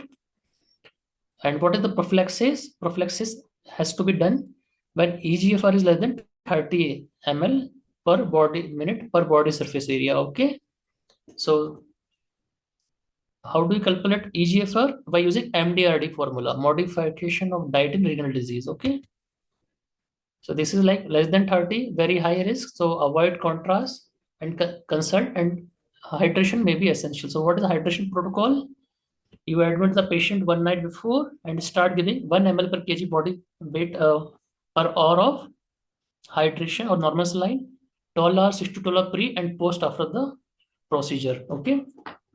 And we have to check the serum creatinine. What is CIN, CA, what is the difference? Actually, CA contrast associated acute kidney is a new term, okay? And it acknowledges more possibility of other contributing factors like dehydration, sepsis, okay? It's almost the same. Value is almost the same. What is the role of statins, NAC, saline, and bicarbonates in preventing CA? So NAC role of NAC and acetylcysteine is controversial. It's not very well proven, okay? What is the study protocol for metformin? I have already told. MRI contrast media. What is this? Dial containing 10 ml of gadolinium, which is a linear non-ionic iodinated contrast media. So you just remember what kind of group it is, okay? Remember the groups of ionic contrast media. So these are the various linear ionic, non-ionic, and microcyclic non-ionic. Not need to remember for everything, but this group you should know. Group 1 is high NSF risk, group 2 is low and lowest NSF risk, and group 3 is intermediate NSF risk. So what is NSF? Nephrogenic systemic fibrosis. So it cannot be treated. That is the problem. Okay, what is the routine dose? 1.1 millimole per kg body weight or 0.1 ml per kg body weight. Maximum permissible dose is 0.3 millimole and toxic dose is 6 to 30. Okay. Gadopentate diamoglobin is a very commonly used MRI media manufactured by Bayer Pharmaceuticals. Okay. Generally, 1 millimole is 1 ml. So the dose is 1 ml per kg or 0.1 millimole per kg. Both are same. Okay, got it? And we use what? T1 effect or T2 effect of MRI contrast media? In post-contrast imaging, we do a T1 post-contrast imaging or T2 post-contrast imaging. Type in the chat box. T1 3D MPR we use in brain after giving post-contrast or not? Okay, very nice. So generally we use a T1 effect, but we can use the T2 star effect also, where it is used dynamic susceptibility contrast perfusion imaging, DSC perfusion imaging. Okay. So again, this NSF, what is NSF? It is nephrogenic systemic fibrosis. If there is impaired renal function, it cannot be cleared from the body and it leads to fibrosis in the subcutaneous tissue. That is actually a untreatable sort of condition. Okay. So what are other uses of gadolinium? Can it be used in CT scan? Yes, but the doses has to be higher and only in cases of hypersensitivity to iodine it can be used, but it's not generally preferred. Okay. And what? In rare earth screen, we have seen terbium activated gadolinium oxysulfide. What is magnetic field strength in MRI machine? 1.5 Tesla, 3 Tesla. And what is Earth's magnetic field? 25 micro Tesla. Micro, 10 to the power minus 6 Tesla. So a 1.5 Tesla MRI machine has 60,000 times stronger magnetic field than that of Earth. Got it? That's why our credit cards and all mobiles get erased. And what is strength of metal detector? 0.1 Tesla. Remember 0.1 Tesla. That is more than enough. Okay. What are contraindications for MRI? So tell me, cardiac pacemaker device is a contraindication, absolute contraindication for MRI or not? How many of you say yes? How many of you say no? Cardiac pacemaker devices, are they absolute contraindication for MRI? Yes, you are right. It's not. Actually, it can be reprogrammed before the MRI and it can be again programmed after the MRI. So it's not an absolute contraindication. Then coming on to the ultrasound contrast media, what is it actually? Sonoview. So how will you say? So this is a vial containing 10 ml of Sonoview, or generally Sonoview is kept everywhere because it is the only contrast available in India. Okay, it is a second generation ultrasound contrast media. It consists of micro bubbles of sulfur hexafluoride with a stabilizing cell made up of phospholipids. Okay, so how do you use it? There are first generation, second generation. So first generation usually has air, and gas and a stabilizing shell, but second generation has different types of like fluoropropane and sulfur hexafluoride. So Sonoview has got SF6 with phospholipids. Remember this. So how do you use it for intravascular use? It is this 2.4 ml is given taken in 10 ml and it is injected in antecubital vein. Okay, and dual window mode is available. So what is dual window mode? For this, what changes we have to do in the ultrasound imaging? We have to use a low MI protocol and a ultrasound media ultrasound contrast preset. Okay, that is how. Or where can you use it? Everywhere. Wherever you use MRI contrast media and iodine contrast media, you can use it anywhere. So remember, wherever you can, especially in abdominal trauma, detection of liver lesion, renal lesions, also in sono HSG. It is nowadays termed as HICO-C. Remember, gynae people will tell us HICO-C. So HICO-C is nothing but sono HSG. Okay. What is the price? It is costly and not so beneficial. The diagnostic ability is not that great. That's why we're not using it very often. You maybe many of you must have not seen it being used. The price is 10 to 50,000 per vial. That's why it is actually very not used very commonly. So what are the side effects? Very safe. Why? Because 90% is excreted by lungs in 11 minutes. So the excretion is by lungs because these phospholipid shells get broken in the lungs and the SF gas is released in the air. So that's why it is safe in renal patients. Okay, and coming on to drugs, adrenaline, I have already told you this is the drug of choice for anaphylaxis. So this is a ampule. This is not a vial. What is this? This is a glass ampule containing 1:1000 strength of adrenaline. Adrenaline is the drug of choice for anaphylaxis. Okay, one ml ampule contains 1 milligram of adrenaline. Earlier it was given as IV, IM, SC routes, but American College of Radiology 2024 recommended to give it as IM only, 0.3 milligram IM, okay, at outer mid thigh. Remember this. So where you can use IV, especially in cardiac, if there is cardiac arrest, okay, you can give IV, but the code blue teams generally gives IV. We have to give it IM only. And in Western countries, there are preloaded shots of adrenaline available for giving IV. Sorry, giving IM. Okay. What are the other use of adrenaline? It has to be given with lignocaine. So as the local duration of lignocaine is increased. Half-life is 2 to 3 minutes. How do you identify anaphylactic reaction? Patient is becoming unconscious. How can you say it is anaphylactic reaction or vasovagal syncope? So what happens in vasovagal syncope? There is increased vagal hyperstimulation. So both BP and pulse will fall down. Vasovagal syncope, everything, BP and pulse both will fall down. And especially like PT parades and like running and all, people go into vasovagal syncope. So what do you do? You check the BP and pulse are falling down. You lie the patient down and you raise the limb elevation. You can do less than 60 degrees. So what will happen? There will be increased venous return and the patient will come back into consciousness. Whereas in anaphylactic reaction, what will happen? BP is falling, the perfusion is reducing, but the heart is trying to pump more, and the BP pulse will rise, but the BP will fall. Okay, remember this thing. What are the disadvantages? Why don't you repeat before 5 minutes? Because the patient can go into ventricular tachycardia, ventricular arrhythmias, ventricular fibrillation like this. Okay, lignocaine. So this is lignocaine containing 2%, 1% lignocaine. So what is the purpose?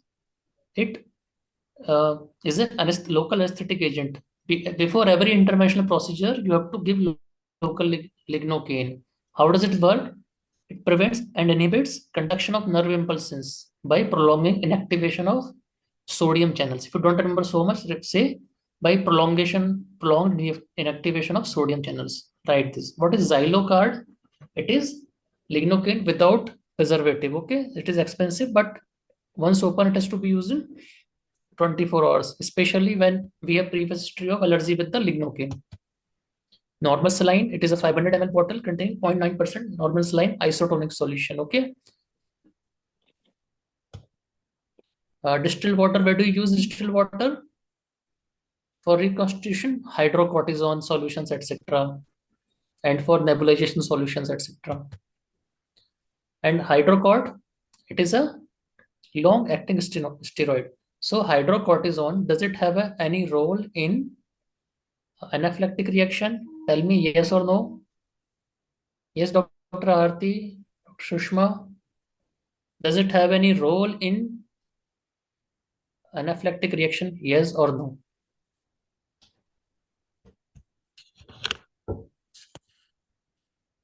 No, sorry, it does not have any role in anaphylactic reaction. Why? Because its action is very delayed. It starts acting after 4 to 6 hours. But yes, it can be used in status asthmaticus urticaria for delayed action. But that there also we are giving them darifilin. Okay. Atropine, it is used for vasovagal reaction or vasovagal reaction, retracted vasovagal reaction where patient is not able to regain consciousness. Okay. It is an anticholinergic drug. Avil or pheniramin maleate, it contains what? 45.50 milligram of pheniramin maleate in 2 ml solution. It is a antihistaminic blocking both H1 and N2 receptors. So allergic reaction, rash, pruritus, urticaria. Then darifilin, asthmatic conditions. Okay, don't remember the exact value. It is a 2 ml injection containing darifilin. Side effects can be palpitations, tremors, and it is very cheap, around 6 rupees or so. Then hyoscine butyl bromide, what is it? It is actually anti-muscarinic and reduces GI motility and secretions. है ना? So what it is used for? Especially before GI studies, we can use it. Then metformin, sorry, perinom or metoclopramide, especially for, it is an antiemetic we use for domperidone and Omaze D and all. They are latest replacements of peridone. Okay, so domperidone tablet. It's a prokinetic agent, increases the GI motility and gastric emptying. Heparin, ma'am has already talked about heparin, how it is to be used. It is to be given as before every intervention, before every endovascular intervention, when we are giving passing catheters, guide wires into it. So as ma'am were talking about guide wires and catheters, what is a guide wire actually? Guide wire is a wire. Okay, remember this. Guide wire is a wire, and catheter has to be. It's just a catheter. It's a plastic catheter. Okay. So before every intervention, endovascular intervention, we give it 5,000 units of IV bolus followed by infusion of 1,000 units per hour. Remember this thing. Half life is 3 to 5 minutes. Okay. Then streptokinase, especially for thrombolysis. Okay. And acute MI, DVT, pulmonary embolism, arterial thrombosis, or embolization. So nobody will ask you the generations. If you can remember, it's okay. We'll give you this slide also. Okay, then antiplatelet agents, clopid 75. What is the purpose? They are actually antiplatelet agents, clopid, ecosprin. So if a patient is been given stent, dual antiplatelet has to be given for 6 months after stent placement, and then ecosprin has to be continued for life thereafter. You cannot stop ecosprin. Okay, remember this thing. NSC, we have seen the role is controversial in renal impairment. Okay, then coming on to general Viva topics, what is radiation hazard, stochastic versus non-stochastic? Non-stochastic, non-deterministic effects. Okay, they follow the LNT model. There is no threshold like malignancies, etc. They can occur at any radiation hazard, and deterministic effects are like skin erythema, appellation, hair loss, infertility. Okay, what is radiation units? Various radiation units. Remember this term. There we had talked about effective focal spot, and where we are talking about the effective dose in the end. So the effect is the last. Okay, so we have effect is the last. So what is effect? Exposure, absorbed, equivalent dose, and effective dose. So how do we differentiate them? Exposure is in the air, that is coulomb per kg. Absorbed is how much energy is absorbed per unit mass of matter. Joule per kg or gray is the traditional unit. Then equivalent dose is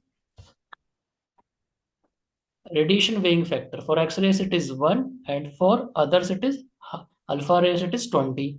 And effective dose is tissue weighing factor we are using. Okay, so this is the tissue weighing factor. For gonads it is 0.20, and for others it is less than that, and for bone, skin, and salivary glands it's even 0.01. Okay,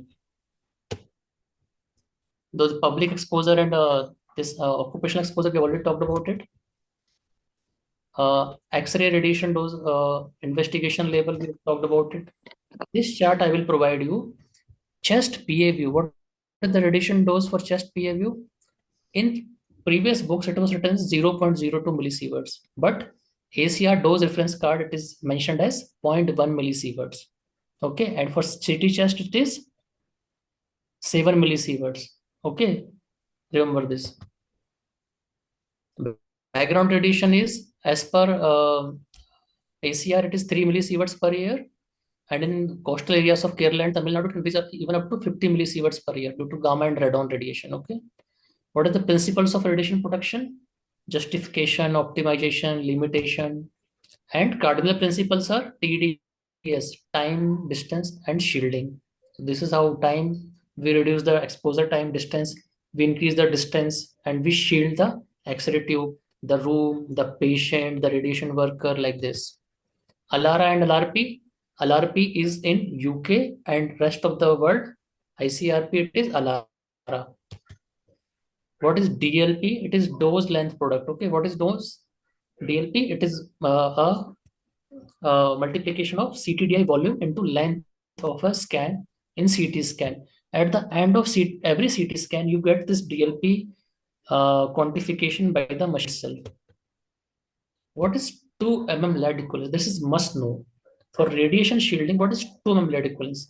It is 9-inch solid brick wall, which is equal to 225 millimeter or 230 millimeter or 223 centimeter brick wall, or 150 mm of thick concrete wall, or 25 mm of high quality barium plaster, or lead Primex board with 2 millimeter of lead. As simple as, remember this thing. What are zero lead appearance? All of you must have born lead appearance. Yes, type in the chat box yes or no. Have you born lead appearance? So what happens? You shoulders start paining because it is very heavy. So why do you want zero lead apparent? To reduce the weight. What is the content of these? Tin, titanium, tungsten, antimony, aluminum, bismuth, barium. Okay, TTAB, tab you can say, or any of this which you can reproduce. It's okay. Zero lead apparent have all these. So why lead do we use? Because it has got high radiation attenuation, high attenuation for X-rays and gamma rays. What percentage is blocked? Around 99.9% at 50 kV and 94% at 100 kV. Can you discard lead apparent like this? No. If it goes in water, it is very toxic. So it has to be discarded only by authorized service provider. What is cost of lead apparent generally? 10,000. Say it's around 10,000. Zero lead apparent costs around 20,000. So this is the figure. Generally, you remember this. What is HVL or half value layer? So it is different for different material. For lead, it is different. For aluminum, it is different. For copper, it is different. For iron, it is different. So it is 3 centimeter for soft tissues and 0.1 mm for lead. It is so much of different. If you cover metallic needle with a lead apparent, can the image be formed? Generally, no, because the lead actually attenuates around 99.9% of X-rays at 50 kVp. PNDT Act 1994 and PNDT Act 2003. So these, what is the important is like changes and punishment. What are the punishments in this? So first it is cognizable effects, cognizable offense. What is cognizable? Police can arrest the person without warrant. Non-bailable means bail cannot be granted by police itself. It has to be granted by the court. And non-compoundable means it cannot be settled outside the court. Like car accidents, burglary, etc., assault, they can be settled outside the court. But non-compoundable offenses like under PCPNDT Act cannot be settled outside the court. And what the penal action? Seizure of ultrasound machine, closure of the center, filing of criminal case, suspension, cancellation of registration, imprisonment up to 3 years and 10,000 rupees of fine, and imprisonment of 5 years and 50,000 fine and second offense. Okay. And suspension for 5 years in first instance, and second is permanent removal. So what are the various forms? A, B, C, D, E, F, G. What form we commonly use is Form F. It is for maintenance of records. When we apply for registration, we have to give Form A. If we are getting the registration, it is a certificate of registration, which is valid for 5 years. It is the Form B. But in case our application is not approved, it is rejected. So what we will get? We will get Form C. Form G is for invasive procedures. Remember, for amniocentesis, CVS sampling, it is Form G. And other forms for our maintenance of records with GCC, GL, and all these things. And is there any punishment for relatives also? Yes. For first offense, it is 3 years and 50,000. And for second offense, 5 years and 1 lakh. Okay. So how many indications are there in Form F? 23. Okay. Which form do you need to display in your clinic? Form B, certificate of registration. Form G for basic procedures. Okay. And should you fill the form F first or the scan can be done? No. Form F has to be filled first. Okay. How many signatures are there in Form F? 2 signatures. Okay. And they have to be sent by every month. They have to be sent. Okay. Like what are the key changes? These were 1994, 1996, 2003, 11, 2014 and 17 amendments are also there. Okay. What is AERB Act? Atomic Energy Regulatory Board. So what comes under Act? This Act, all nuclear installations, all X-ray installations. Okay. So internationally we have ICRP. In America we have NCRP. And in India we have AERB. So again, I've told about this 2 mm lead equivalent. Remember this 2 mm. Okay. What is primary barrier? Up to 7 feet height, it is primary barrier, and above that it is secondary barrier.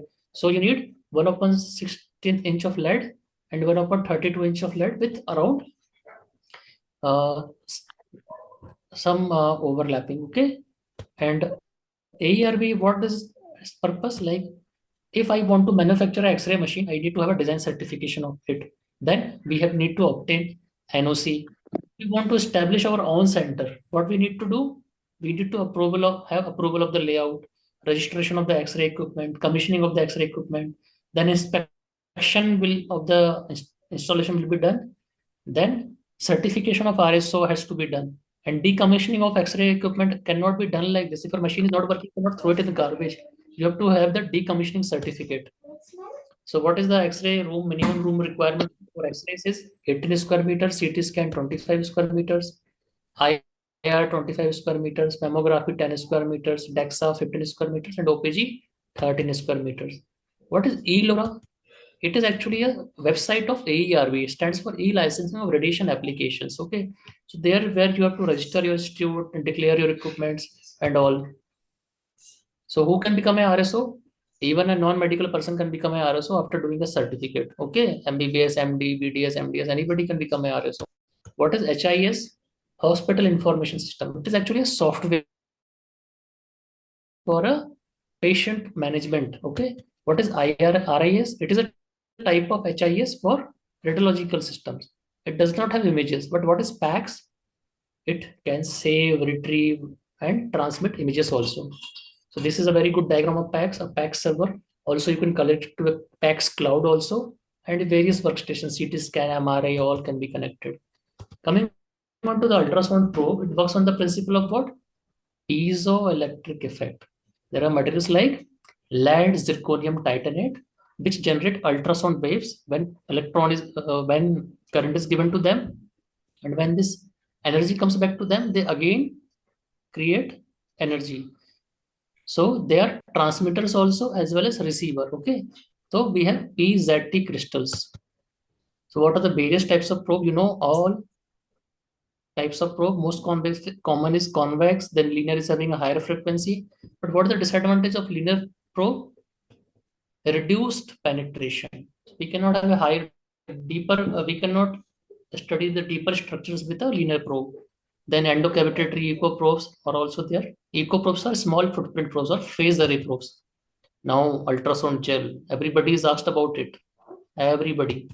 So how do we speak? This is a bottle containing 250 grams of ultrasound gel. It is an acoustic coupling gel, which helps in transmission of ultrasound waves generated from probe into the patient's body by reducing the acoustic impedance. What are the various components? You start speaking yourself. You don't wait for the examiner to ask what are the components and all. Don't waste time.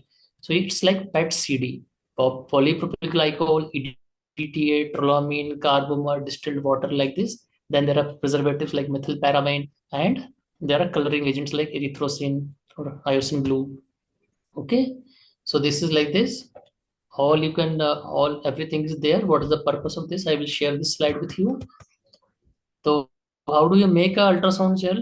This has been asked to many people. So you take 400 ml of distilled water, add EDTA, polypropyl glycol, carbomer, Then it is stirred and then toluene is added and it is made to 500 grams. So what are the properties? It should have viscosity and adhesion. It should not be like a liquid. If you place in the patient's body, it should not like flow. So it should have viscosity and adhesion. And it should be able to lubricate the patient's body. And what other properties you can tell? It should be non-toxic, non-irritant, non-allergic. Like this, you can automatically tell to the examiner, nothing to worry. Non-toxic, non-irritant, non-allergic. Viscous, it should be viscous and should have good lubricating properties. So what are the final tips for radiology exams? You read a lot, but you're not able to reproduce because you do not practice speaking. So practice, practice, practice, revise, revise, revise. For this FA2 and first year and second years, we're coming up with theory notes also. Then practice daily spotters in our Telegram and WhatsApp group, and by Telegram group, Dr. Sanjay also. Then there are free websites like Radiologist I, Radiolog Sabha. Practice all those spotters. If you are do excellent spotters and table viva, nobody can fail you even if you're not able to correctly diagnose one case of long case or short case. That is my promise to you. Okay, so practice spotters, practice table viva, speaking. You can go on our YouTube channel. We'll share link also to how to see like how to open a cassette, how to close a cassette, how to carry a cassette and other materials also there. You can read from my book, volume 1. Then for exam cases, there are Red Cases is a very good website. Then you can go through my volume 2 also, which has got on 25 cases.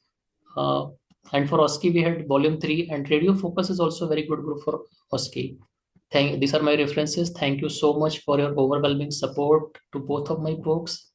And I wish you all the best in life. Do well, all the best.